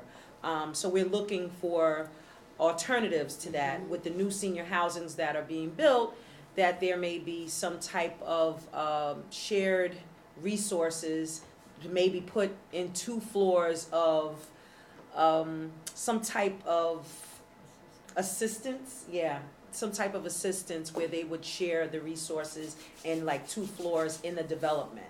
So something like that we're looking at. And then we had we have the tech hub coming up, the ULIP vote for the tech hub. I won't breathe again until it's over. The vote is on Tuesday night. And so what's going on is that we have the 3rd and 4th Avenue rezoning trying to leech themselves onto the ULIP vote, and they have made it an issue that it's like, if you don't side with us, you're gonna miss out on, on getting this passed. So we're being held hostage right now. The other thing is the L train shutdown. So that's gonna be a major issue for us in our area, because there's gonna be, what's proposed is 200 extra buses on the lines coming across the Williamsburg Bridge, running up Delancey Street that's already oversaturated with traffic. I do not believe that the DOT and the MTA are really looking at how this is going to affect all of us on the Lower East Side, and putting extra buses to come across an already saturated bridge. They're proposing an HOV to reinstate the HOV 3. And we really don't know what that's going to look like because they haven't even done a test run. So we're looking into maybe having a advisory group proposed with some residents and some of the MTA staff and the DOT staff as a result to when this starts, because April is right around the corner. And then on a more a personal need of my fellow leaders in the room, I'm addressing some issues with how to deal with adult bullying. Emails and in meetings and things of that nature, if anyone can give me some support on how to deal with that. And we're looking into maybe putting it in our bylaws as a behavioral thing. And I mean, I hate to say it like that because it's like we're adults and we shouldn't act in a certain manner, especially since we're representing a whole community. But people do. Yes, but people do. So I'm looking to, in the revision of our bylaws, and we just created a new committee for that. Thank you very much. I just want to reiterate that, adults having disagreements is one thing. Adults even getting angry at each other is one thing. Adults harassing each other, sending threatening emails, anything that falls within that sort of vein needs to be reported to our office. Press attacks. All of that, it needs to be reported to our office. It needs to be reported to our general counsel and our deputy general counsel. Typically, when we do receive those, they review to make sure that no EEO violations have been trampled on. But again, we know that a lot of the internal sort of churning of personalities is something that really does fall on the board chairs to handle, and so we just ask though that if it goes beyond just, if you have any thought that this might be something that might veer into the EEO territory, please just send it on over to us, okay? Jessica, did you? Yeah, I just wanted to chime in. I mean, if you feel like it veers into EEO, you should definitely send to us. But, other than that, and we still mentioned this a little bit about, looking at reappointments and appointments. I mean, we really are looking at the ability of boards to be able to get along and function, and that doesn't mean that there's no disagreements. There's always disagreements as the nature of boards, but that there needs to be a sense of being able to work as a team to serve a neighborhood. Yeah, absolutely. Okay, thank you, Alicia. CB4. Without reiterating all of my budget requests again, we're focused on housing issues. Specifically trying to get more housing built. There's the Harborview NYCHA site that needs to get built. There's the Slaughterhouse site, so we're working on that. I know you're all aware of the Block 675 air rights transfer from Chelsea Piers, and that ULIRP is now in the hands of the council. The other issue I wanted to bring up, and Terry and I were talking about this a little bit earlier, for Hudson River Park, one of the things we're trying to address now is moving the tow pound off of Pier 76. The Hudson River Park Act says the tow pound has to be moved using best efforts. Yeah, 20 years ago, I would love to know what best efforts they've done in the last 20 years. Pier 76 is important for all of Hudson River Park, not only for CB4, but CB1 and 2, because it's designated as a 50-50 pier. It can be 50% commercial space, which will raise money for the maintenance of the park. We're engaged with Assemblymember Godfrey's office, with Speaker Johnson's office.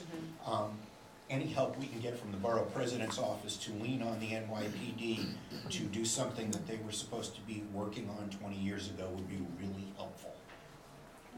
Absolutely. So the act indicates that they're supposed to use best efforts, but it doesn't say that they can't stay. Right. If they can demonstrate that they have used best efforts, but it's an issue that's important to us. I'd love to talk with you further about it, some of the things that we're interested in doing. All right, thanks. Sure. Thank you all. CB5, Vicki gave me her report since she had to leave early. The board is looking at a proposal by DOT to add new crosstown protected bike lanes on 26th and 29th Street. There's been a lot of internal heated discussion about this since this is, in the main corridor of CB5 in Midtown. A lot of the opposition, there's sort of been, as Vicki was saying, that there's been a lot of equal number on either side, but everything has resulted in a request for more information from DOT, and to get them to return to the board at a later date. And then the CB5 government group voted on a priority list of DOT proposals for the initial phase of the public realm improvements group that has been meeting. And again, a lot of that has to do with what sort of public amenities will a lot of the construction in East Midtown and the rezoning in East Midtown garner for the residents of CB5 and East Midtown. And then finally, she wanted to call attention to the LPC proposed rule changes. So CB5 will discuss the landmarks, LPC proposed rule changes at their landmarks meeting on next week, February 27th. The board is very alarmed by the proposed changes, as they will render the landmarks approval process much more opaque, allowing for a large number of certificate of appropriateness to be reviewed and approved at a staff level, meaning that they will never be disclosed, presented, or discussed by the community board or by LPC commissioners. And so CB5 is calling for all of the Manhattan community boards to commit to review at least the LPC rule changes to see how that's going to have an impact on boards, and then to testify possibly at the LPC hearing on this on March the 27th. And we can send this info around too, because it's very important. And then Molly also had to leave, Molly Hollister from CB6. And so just the one update she wanted to give was that in CB6's FY19 budget, they continue to request more funding for community boards in terms of the expenses.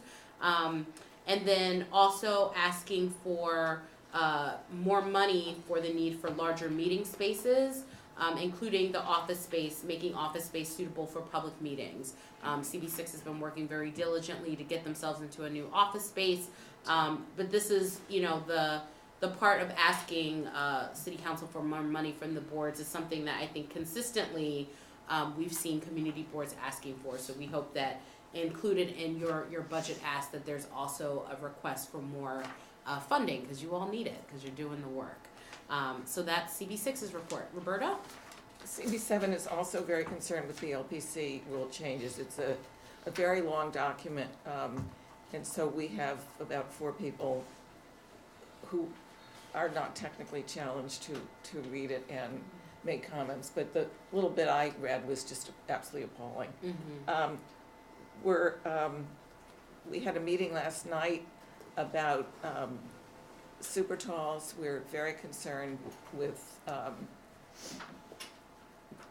the as of right consequences.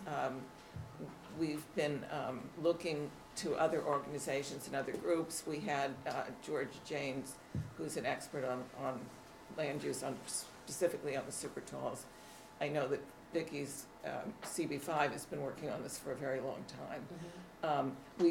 We do have a resolution in the works, which I will share as soon as it's fully fleshed out. And we are going to have a statement for the boards of BS when, before the 27th of March when that comes up. Again, we have a lot of homeless people and we're concerned with the sidewalk sheds, and we are working with Ben Kalos from the east side on legislation regarding sidewalk sheds. Wonderful. Thank you, Roberta. CB8? We've already talked about the affordable housing, our affordable housing concerns, and our concerns specifically with our NYCHA infill site. Again, if there are any other community boards who are interested in working with us on this issue, we are our board is very interested in future partnerships. We also had a meeting last night and had a good discussion similar to CB7 about as of right. Just very quickly, we had a developer come in because in need of a small variance change, but because of that small variance change, they also included a presentation on the actual building that they were putting up, and to put it lightly, it didn't go so well, and I think it was just because this was the community's one opportunity to ask about the building that was being built, and I think it demonstrates kind of a system problem or a systematic problem with this as of right kind of thing going on, where that the developer has no real responsibility to engage with the community at all in these issues. So even though it was a small variance issue that really didn't have to do with the size or design of the building, it was ultimately the community's one opportunity to weigh in on these things, and so it complicated the subject and really drew out our meeting pretty late. So I'm certainly concerned about that going forward. Just also to mention a little bit more on the background of our oval issue, because it is so closely related to what's going on in CB6 as well. So this is the space right below, right underneath the Queensbridge arch. Thank you. And although I think it's owned by DOT, it's maintained by Parks and has been for the last 10 years. Rented out to a tennis company that puts up a big bubble for 9 months out of the year and then takes it down and leaves an empty, muddy lot with glass and broken metal shards everywhere, and that's what our baseball teams used. After that, the tennis company has been very bad neighbors in our community, and we were pushing for the space to be redesigned to be open to the public without charge 12 months out of the year. And for 1 year, they issued, the Parks Department issued an RFP for like a 1 year kind of time frame for the tennis people to come back. We said, okay, they in the interim brought us design plans for possible design options for this area. We thought that it was a beginning of a discussion. And then at 4:45 on a Friday, last Friday of a presidential holiday, the president holiday weekend, they issued an RFP for 10 years full time. So even though it's not, it is park space. It's been used for park space before. It has the bronze maple leaf ingrained in the cement right outside. It's now going to be used full time for 10 years, and quite honestly, it's not. I bring this up just because it's not just, it's certainly on our minds, but it's not just the decision to use the space for revenue, which to a certain extent I can understand, but our community board was led to believe that we'd be a part of this RFP process. Right before this, Commissioner Castro spoke with our board chair and told her and said that he would call her back the following week to set up a meeting to discuss the terms of the RFP, and he neglected to call her back and then just put this out at a time when we can reach our elected officials, can reach anybody at Parks to really discuss it further. And I think that part of our job as a community board is to act as a liaison between our community members and our elected officials, and to try to, and I truly believe that we can have a good faith relationship between the two. But when we have practices like this, it's certainly is more difficult to have working relationships with our agencies, and it certainly doesn't put any faith in the ability to be included at the table. So we're now at a point where we're not really sure what to do. we're gonna write our letters, and our elected officials will sign on to a letter as well, but it certainly, you know, it goes beyond the decision that was made, it goes really to the process.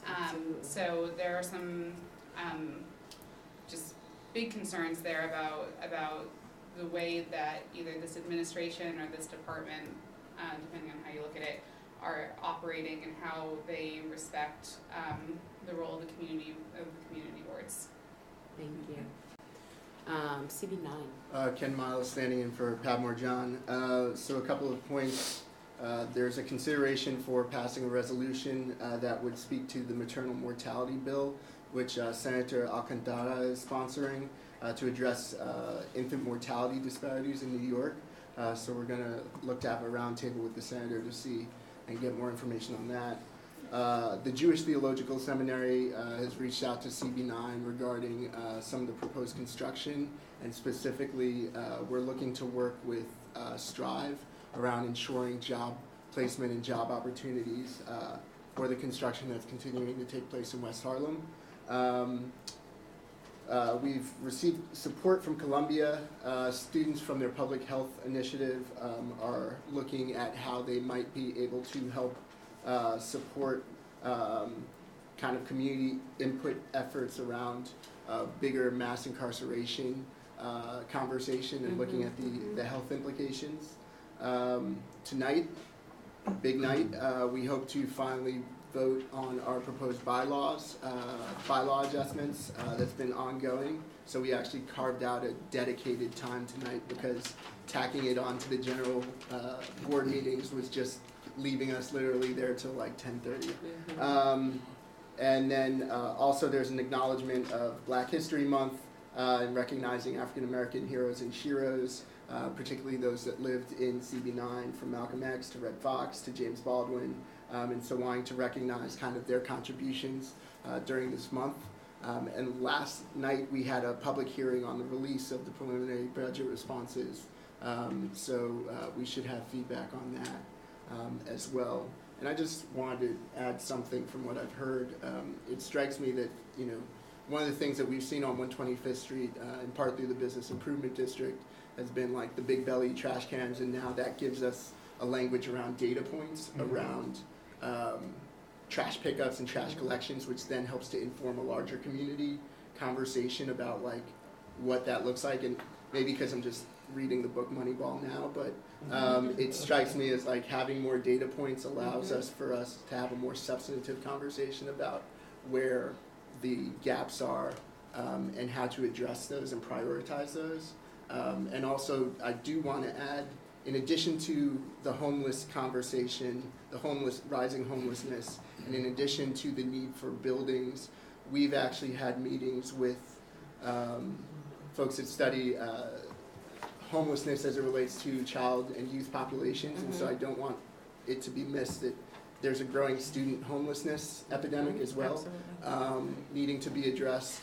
From the data points, from the stats that we heard, New York City has a higher student homeless population than the entire state of Texas. And so in unpacking what that means and how it kind of informs some of the priorities we take, just wanting to throw that out there. Wonderful. Thank you, Ken. CB10.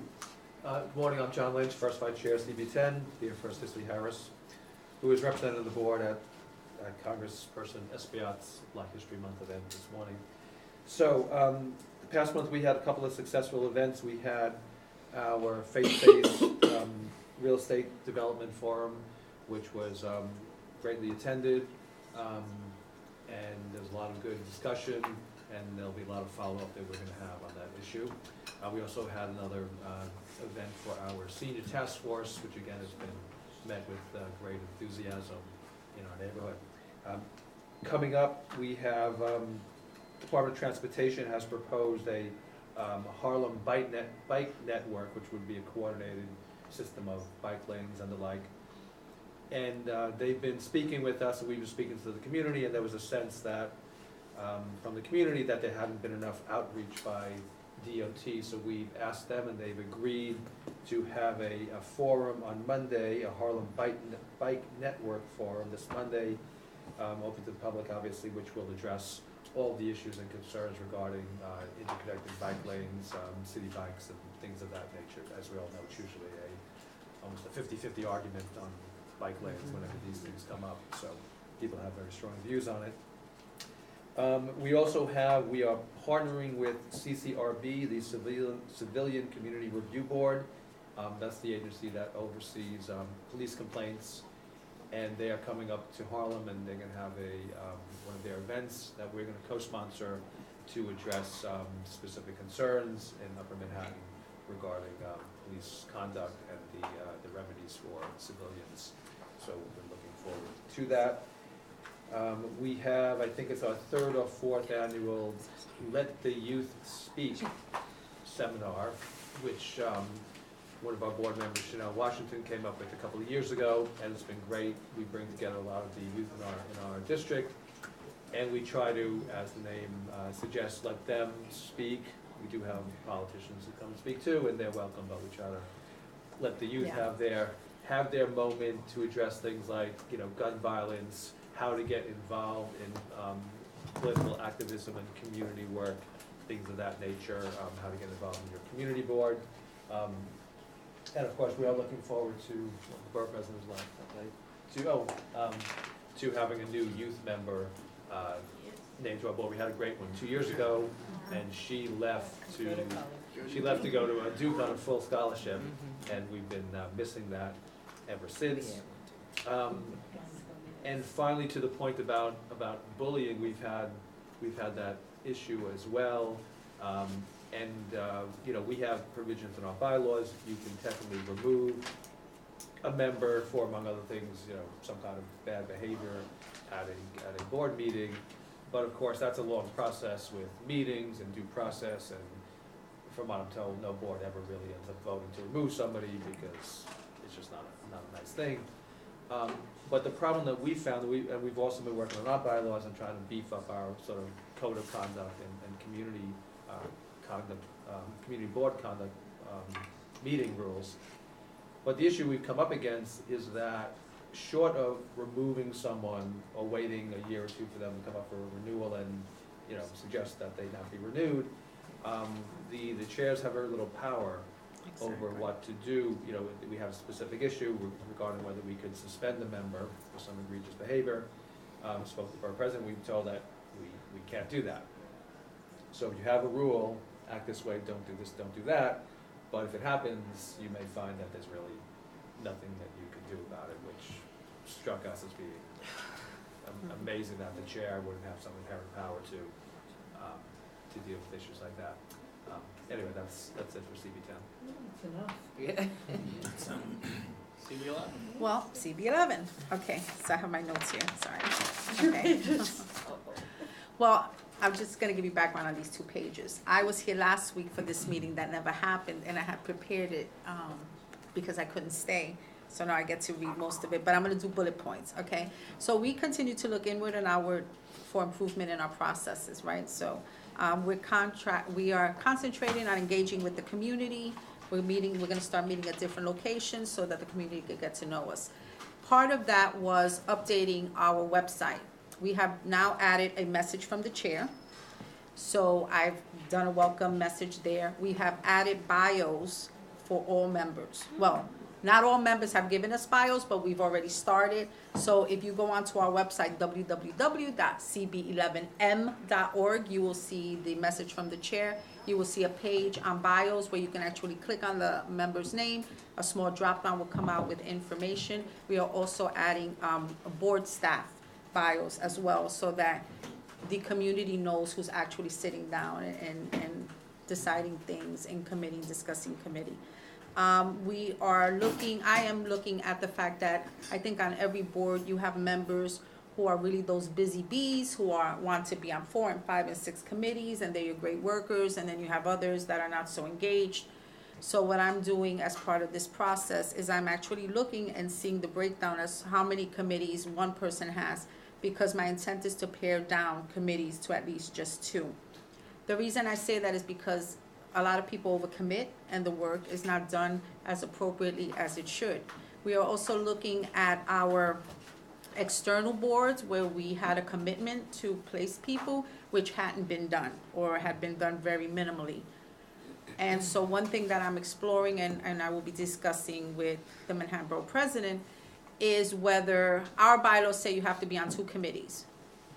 I'm looking at the fact that 2 committees or potentially an internal and an external committee, which would then help improve that assignment process to, let's say, the Met Cab or Mount Sinai Cab or the PSA 5, so that people don't get marked excused, which also hits to their attendance just because they're doing board work elsewhere. So that's one of the things that I'm looking at. We're looking at a proper onboarding process for newly appointed members because, for instance, the people you appoint now may not have the benefit of the workshops that you do. So we want to have something already set up where they get a taste of the workshops that you do. So it's almost like part of the onboarding packet, but not only for the newly appointed members, but also for public members.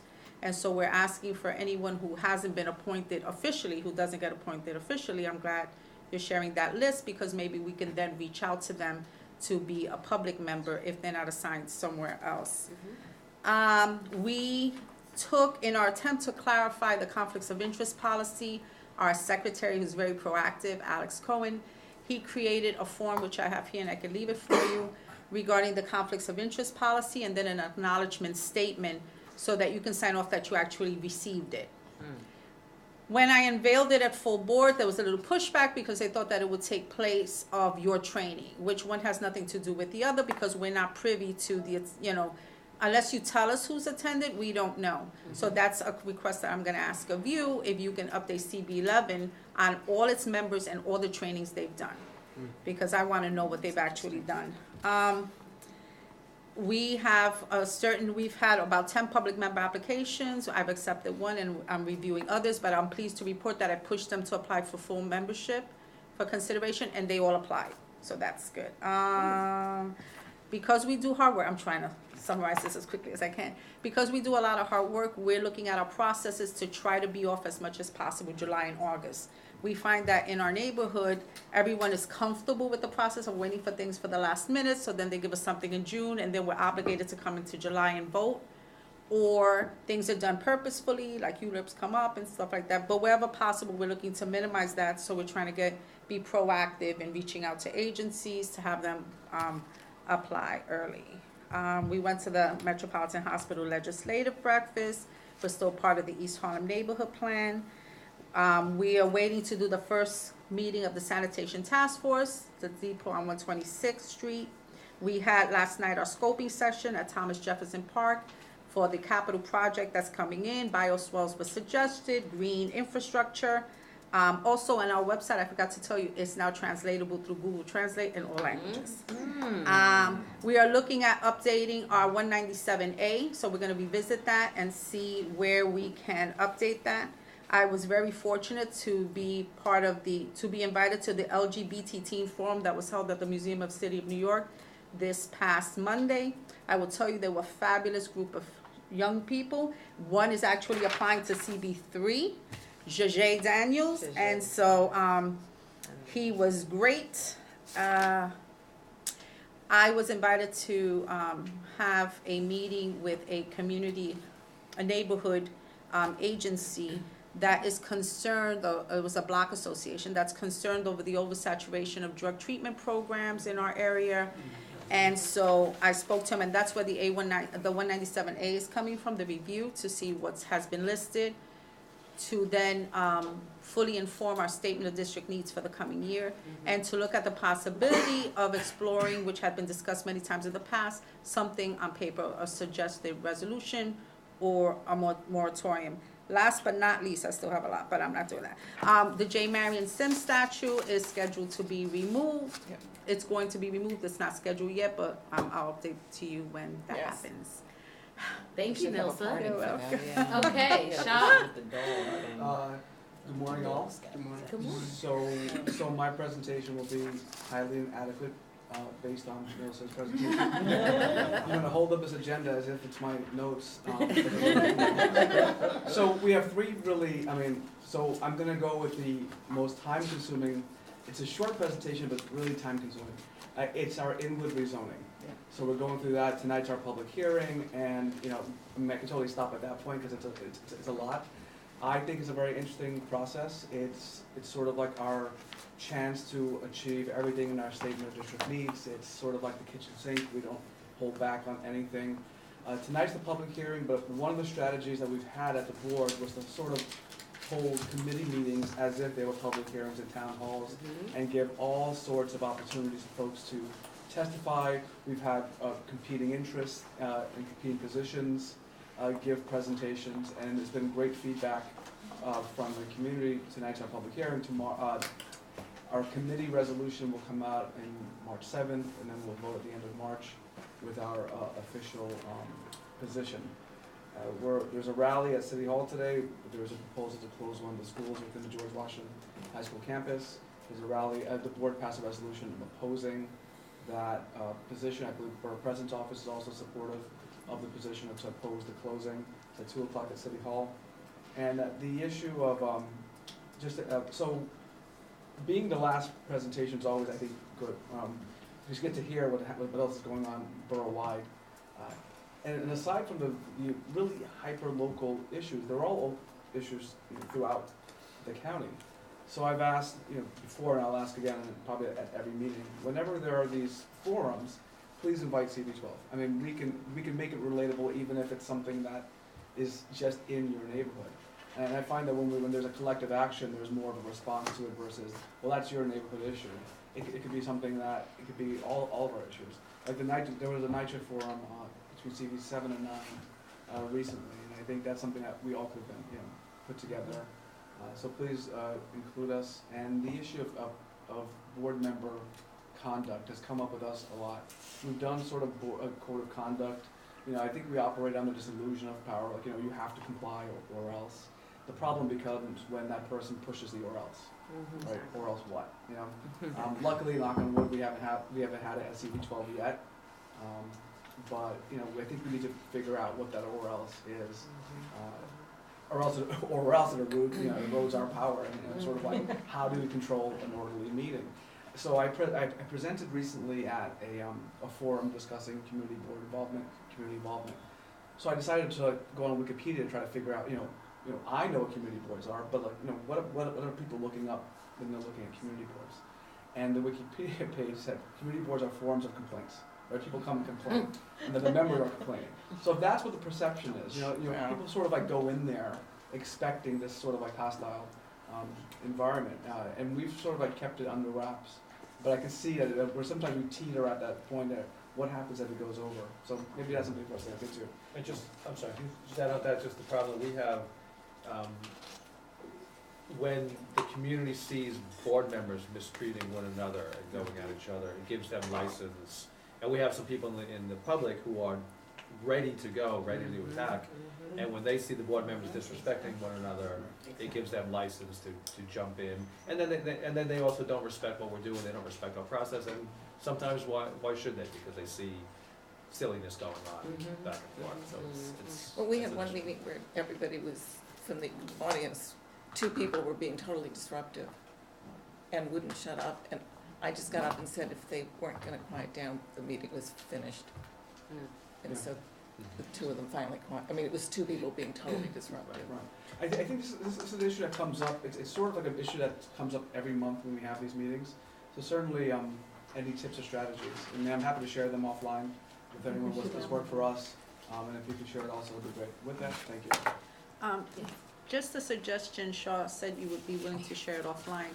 I find that there's, as a new chair, I just find that I'm trying to institute some changes, but I'm trying to do them slowly, because like anything, people are used to a certain way, and when you tell them something, they'll come back and says, well, we never did it like that. And I'm like, oh, well, I'm new, I never did it like that, so maybe you could try my way. I think that there's always an issue in terms of we all have different bylaws. Some of it you have made an attempt to try to standardize and make suggestions. But I think there's certain key areas where all of us are, in agreement that there needs to be some standardization. Potentially the attendance policy, the enforcement, how do we treat each other? Our bylaws has a code of conduct, you know, and I hope Alicia, you just got it. And so I would urge the Manhattan Borough President's Office to look at certain areas maybe shouldn't be suggested. Maybe certain areas should be encouraged to be standard. Within your bylaws, this is what you have. Maybe a code of behavior and tips should be part of that presentation that you do in the spring and in the winter. I think that we need to look at how we need to empower our boards, but especially empower our chairs. Should our chairs have parliamentary training as a standard? Should it not, right? I just think that it would be helpful. At the borough board, we have a limited amount of time to talk. I know because I'm gonna be late for 12 o'clock, but maybe there's another forum where we can get together just to discuss what we would like to see and what we feel we need to work on as a collective, that we could present to you so that you know what our concerns are. Because here we're just giving these separate reports. Yeah. It's just as a new person, I have know shame. Shaw has gotten together some of his fellow chairs. We have dinner, board dinners, please invite me, I'll come, to any board dinner. But the point is, you sit down, you break bread, and you have these talks, and you walk out with a couple of good ideas. Something Lucille and I were talking about, like sort of like getting us maybe a committee retreat. Yeah. And I'll put it out there, anyone wants to come to Washington Heights, you know, I'll find a place. We're glad to come. You know, sure. A support group. Yeah. I love all these ideas. because These work we're for me. So you'll get an email in your inbox, please reply back up. We'll set a date, Pick a date. I think it's important. Pick a Yeah. date. It is. All right, we've all got. Okay. So So not only, everyone- I'm sorry, not only chairs, but everyone who's at the table, the people that be, you know? Any council members' offices that wanted to give an update? Yes? Hi everyone, my name is Bianca Medina. I'm the Legislative and Budget Director for Councilmember Ayala. This is my first board meeting, so thank you. Welcome. Thank you. Just a few things to report. So as you may know, Councilmember Ayala has been named the chair of the Mental Health, Addiction, and Disabilities Committee. And so we'll actually be having our first joint hearing on Tuesday, February 27th, with the Committee on General Welfare, which is chaired by Councilmember Levin from Brooklyn. And this hearing will be about opioid overdoses amongst our homeless population. So I'm not sure how prevalent of an issue the opioid crisis is in your own districts, but in East Harlem, we actually have one of the highest rates in the city. And so this hearing will be touching on that. There'll actually be a legislative package that'll be introduced, that'll be pre-considered. And some of the bills in that package are related to education regarding mental health in public schools, as well as requiring our city agencies to report back to the council however opioid antagonists are distributed, as well as requiring that staff that distributes things like naloxone are actually, they have to actually be trained. So we have to require that. I mean, they are trained, but we want to sort of codify that, and one of the bills in the package would actually be doing that. In terms of our event, we're having our pre-K enrollment event on Monday, February 26th for parents who have children born in 2014 or 2015, and we're having our Lunar New Year event on Friday, March 2nd. Wonderful. Thank you. Any other council offices? Okay, so I call this Motion meeting. Second. I call this meeting to an end. Thank you. All right. Go for it.